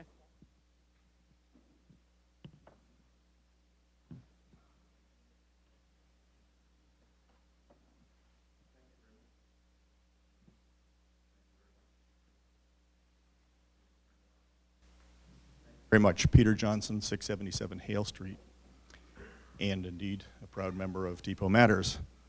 Let's cut to the chase. Why are we here? We're here because the developers need something. Apparently they need to build a building that's larger than they can build by right. So they need permission to make it bigger within exceptions possible under city regulations, the tall building guidelines, if we agree to grant them. But that means there is a quid pro quo. We need a design that preserves what little we have left of historic character in the Odell Veterans Park Railroad Historic District. It's as simple as that. We trade. They play a game, and it's only a game in the broadest sense of competition. It's real, they play it well, and with plenty of experience. They control the table in that they have the professionals and the experience to define the game in their terms and then bury us in minuscule changes over and over and over again. They offer a design that is way outside a thoughtful concept for the area and then let us fight over details. But the concept remains the same. Far greater volume than makes sense for the site in relationship to a landmark area. We have two cards in this game, important cards. One is a commitment they made and reiterated in writing to the state that they would not tear down key buildings which make up the historic district. The second is the ability to approve or reject or limit their request for a special permit for increased height based on the planning board's evaluation of their design.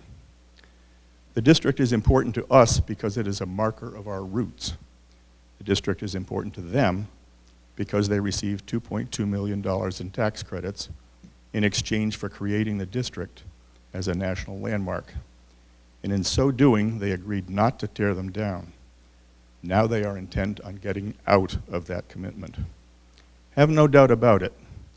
No matter what they say about who got the credits, who made the commitments, and who they sold them to, they turned them into cash, legally, one way or another, to apply however they choose to spend it, in exchange for their commitment.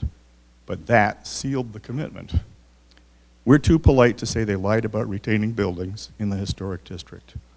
And we're polite enough to listen to fervent soliloquies about their founder's vision and, more recently, dramatically pained apologies and admissions that they made some mistakes. Now the project manager has thrown his old boss under the bus.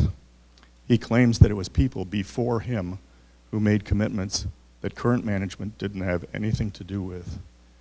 But it's all a heart-wrenching distraction, and it's irrelevant. They can't just ignore the facts and expect us to say, oh, okay, let's pretend that isn't a problem.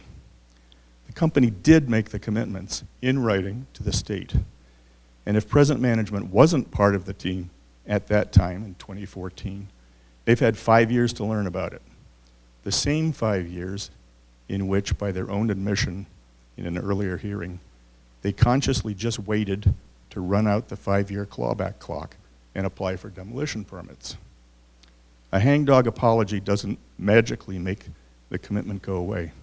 They have to own it, take responsibility, and make good on it. And by the way, that 5-year wait had a huge cost to it, which apparently they think we should suffer. It's a chain reaction, and they want us at the whip end of the chain. During that 5-year period, costs of construction went up enormously, so they need more units to cover the cost. And that means more parking to support the units. And that means more volume to carry it all. And that means monolith, which they are trying mightily to foist on us. So how do they play the game? They make a show of listening to public concerns, and they trot out fantastic numbers of the many, many listening sessions they've had with various people and groups. They make limited changes in design to reduce the scale and massing. They're masters of their craft in, as they put it, pulling out threads of the design guidelines that support their objectives and bury us with technical details. But the fundamental problem remains the same. They are not truly listening and acting on public concerns about the impact of their project on the district. They are not embracing the historic character of the site at all. They construe the urban fabric of the area as the new construction they and others have piled on Rantoul Street, and they seek to wrap that design around the other two important public faces of the block, Railroad Avenue and Park Street, as though that continuity is more important than the intent and principles of the design guidelines for landmark areas, for city gateways, for prominent corners, and for historic areas.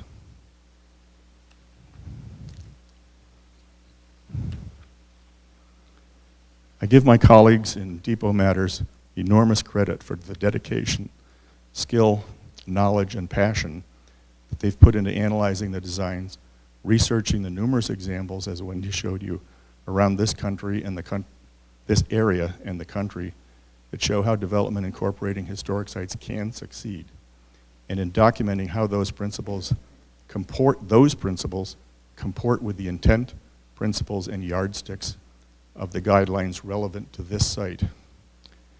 From my unschooled perspective, I'll leave you to consider two simple points.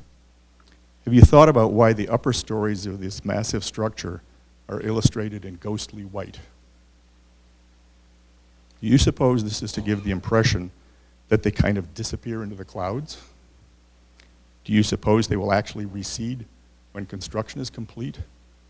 I don't know about you, but I doubt it. I think there's going to be strong, stark figures piled on top of what the height that probably should be. Do you think that these images from the developer's own drawings, which Wendy showed you, show a building that's engaging for the thousands of people walking through this landmark gateway to the city every day? What's next? We need to exercise our strength in this taxpayer-funded partnership and our right to choose which exceptions we are willing to grant in giving a special permit for this project. And we're not required to give anything.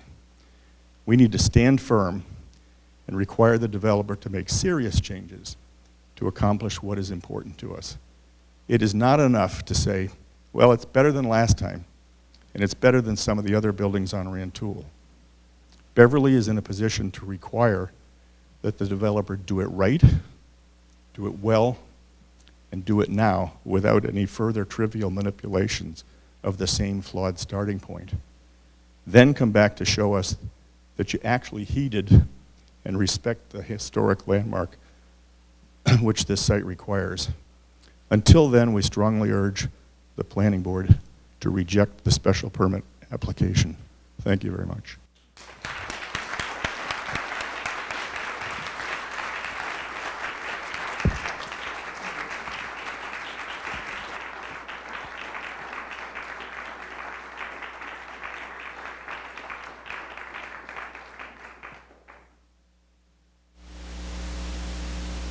We have a couple of options.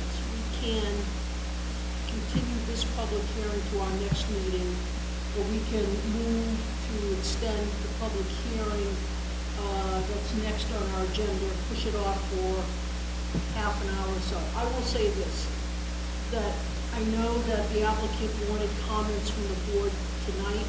I would like some time to study the slides that People Matters has presented. Is the applicant prepared tonight to respond to People Matters? I'm presuming you would want time at the next meeting to respond. Please.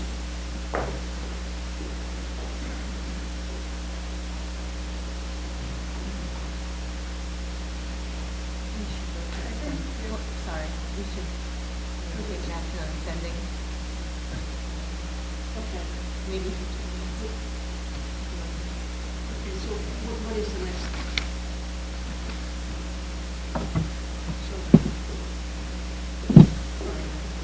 Sorry. So our next public, board members, our next agenda item is the continued public hearing, site plan review application. It's for 108 Bridge Street. Push this off to 10:15. Moved by Mr. Barrett, seconded by Ms. Flannery. Discussion on the motion. All in favor? All opposed? Motion passes. I'm sorry. Who's opposed?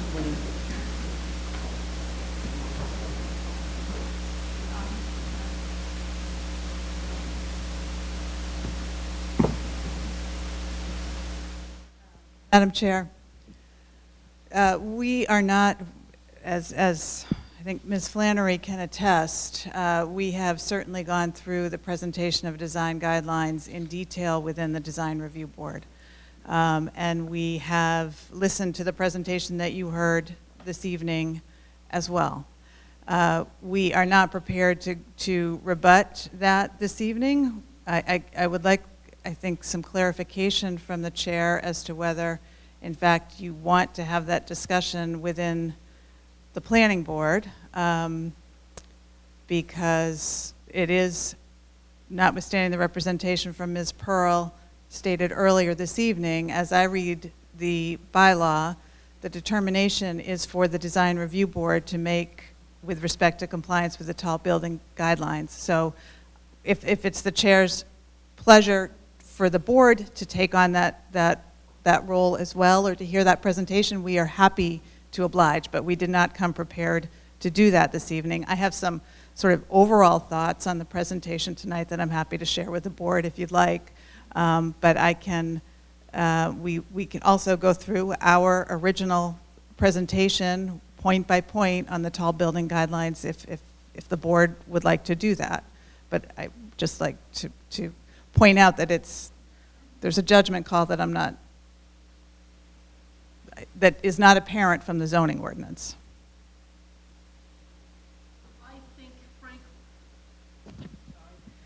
I think that Depot Matters has raised some valid points tonight, and what I'm suggesting is that, at least from my personal perspective, not speaking for the rest of the board, and certainly not trying to usurp the authority or the position of Design Review Board, that I simply want more time to look at what they're saying within the context of their presentation. So if that is the case, I think that we would like to have an opportunity at the next meeting to prepare and present our own presentation, which we have already given to the Design Review Board, because I think, honestly, these guidelines, they are as I think Ms. Pearl said quite well, they're not a checklist. It's set up to be, on the one hand, the beginning section has a lot of sort of generalizations and prefatory remarks to the actual guidelines themselves. So I think that if we would like to put on our presentation as well, because I think they both can look at the same guidelines and come up with very different conclusions, depending on your perspective. Do other board members have a position on this? Or thoughts on this, I should say?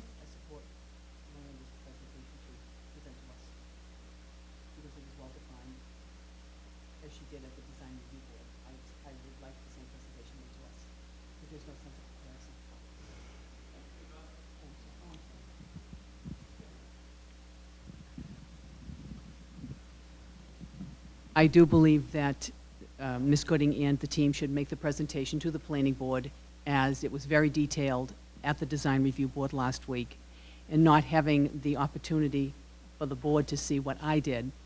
I think it should be made to us in the October meeting, if in fact that's what the board believes. But I find it would be something that should be done.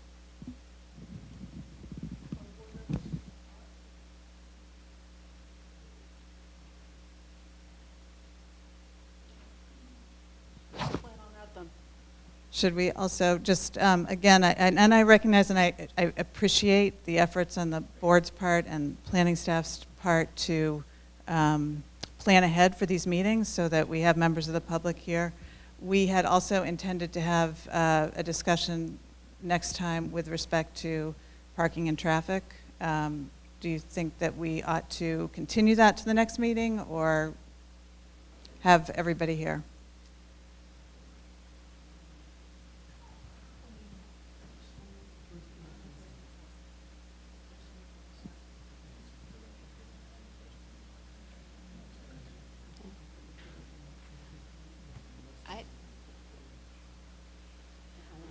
I just want to make sure we make time for us to actually ask questions. We've heard a lot, so I just want to make sure that whatever we do, we're leaving time for us to actually ask the questions that people are asking us to ask.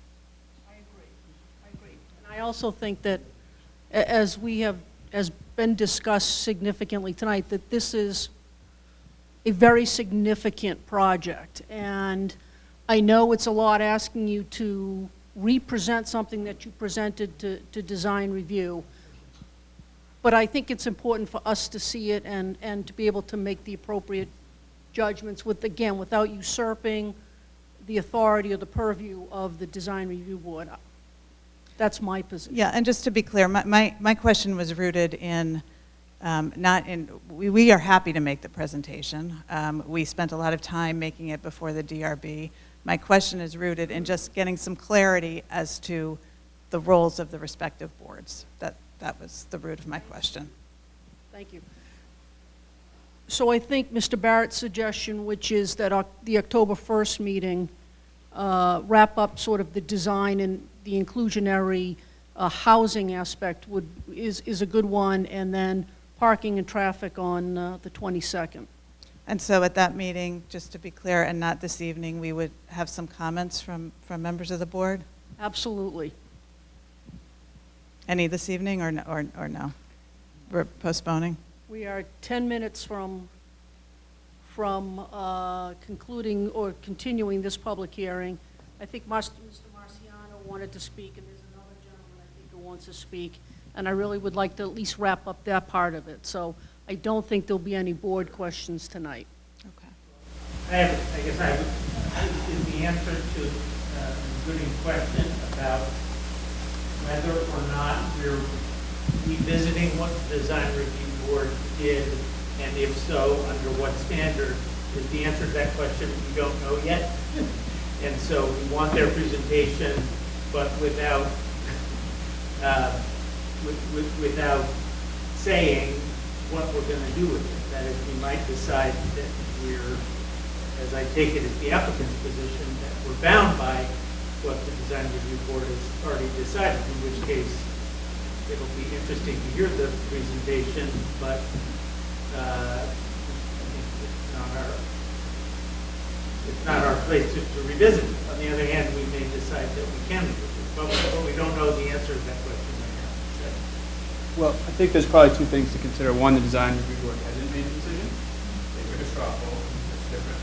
And two, we have our multifactorial decision to make on the request for a special permit. And I think that we had a presentation from the applicant in response to what we heard from People Matters will help us frame questions and comments. I think doing it tonight probably won't be a useful process, but I think giving you an opportunity to respond with your presentation, and I think that not only does that have to do with design to answer your question, but it's the overall project. There were a lot of points made with respect to the special permit criteria as well, and it may be in your interest to address those to however you want to have our next meeting. But the Design Review Board hasn't made a decision yet. That doesn't make any difference to what we're going to do at our next meeting, because at some point the Design Review Board will make a decision, and either we're revisiting the issues that they reviewed or not. I do agree that obviously the design of the building is relevant to the things that are actually before us, but I think the applicant was asking whether at the next meeting they need to do their Design Review Board presentation, because we're going to take a second bite at the apple, and that is they should be prepared to do it in the same way they did it at the Design Review Board, or whether they should be doing it, with a focus on the questions that are before us on the special permit. And maybe it doesn't make a practical difference, but I think the answer is we don't know that we don't know what our ability is to revisit what the design review. I understand the issue. I understand the question, and I understand that the bearing may be on the special permit inquiry, and I will approach it in that regard. The question was really the level of detail that this board wants to be. If you want to go through line by line of 47 pages of design guidelines, okay, we will do that. That's what we've done, and we can do that. So we will plan on doing that. Yeah. You better.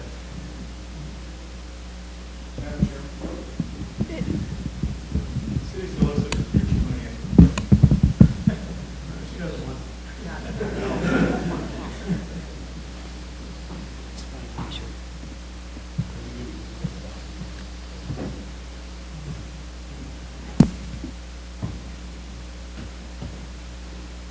think the applicant should be prepared to provide their design rebuttal to what we heard tonight with and address the special permit issue for us. And then the following meeting, we'll take on parking and traffic.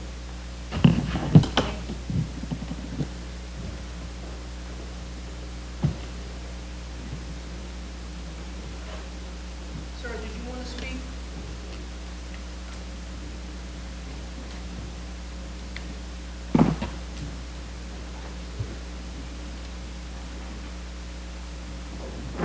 Rick Marciano, 141.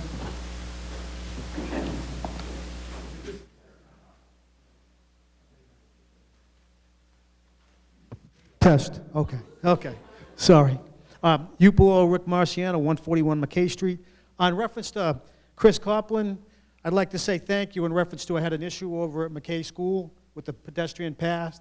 A few citizens came and talked to me about it was being blocked, and you came on out personally. Mr. Marciano, you've got about 3 minutes, And- so. Okay, and we work, you know, you figured out what to do and you've taken care of it, so thank you very much. Purpose of zoning, I'm not going to go through the whole list. That's like first few pages when you read the zoning book. But the factors and criteria on deciding special permits, we heard a few of them today. Can you restate those, or Miranda, can you state those? Factors on determining special permits? There's about 5 or 6 of them.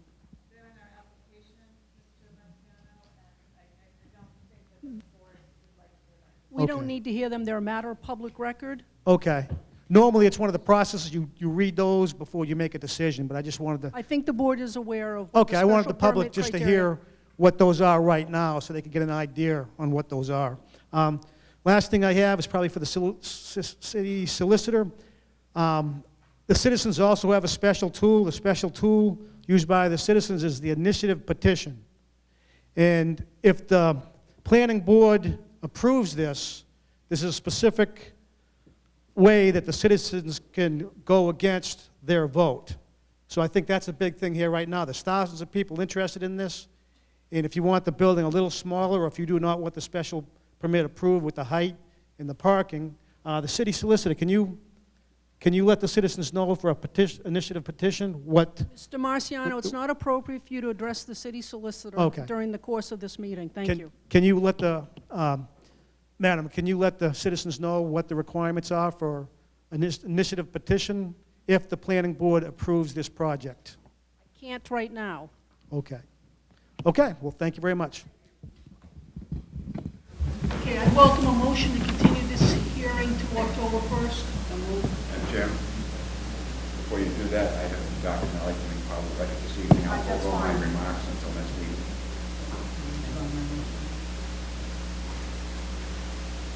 I assume I don't have to read it to be part of the record. No, you don't. Thank you.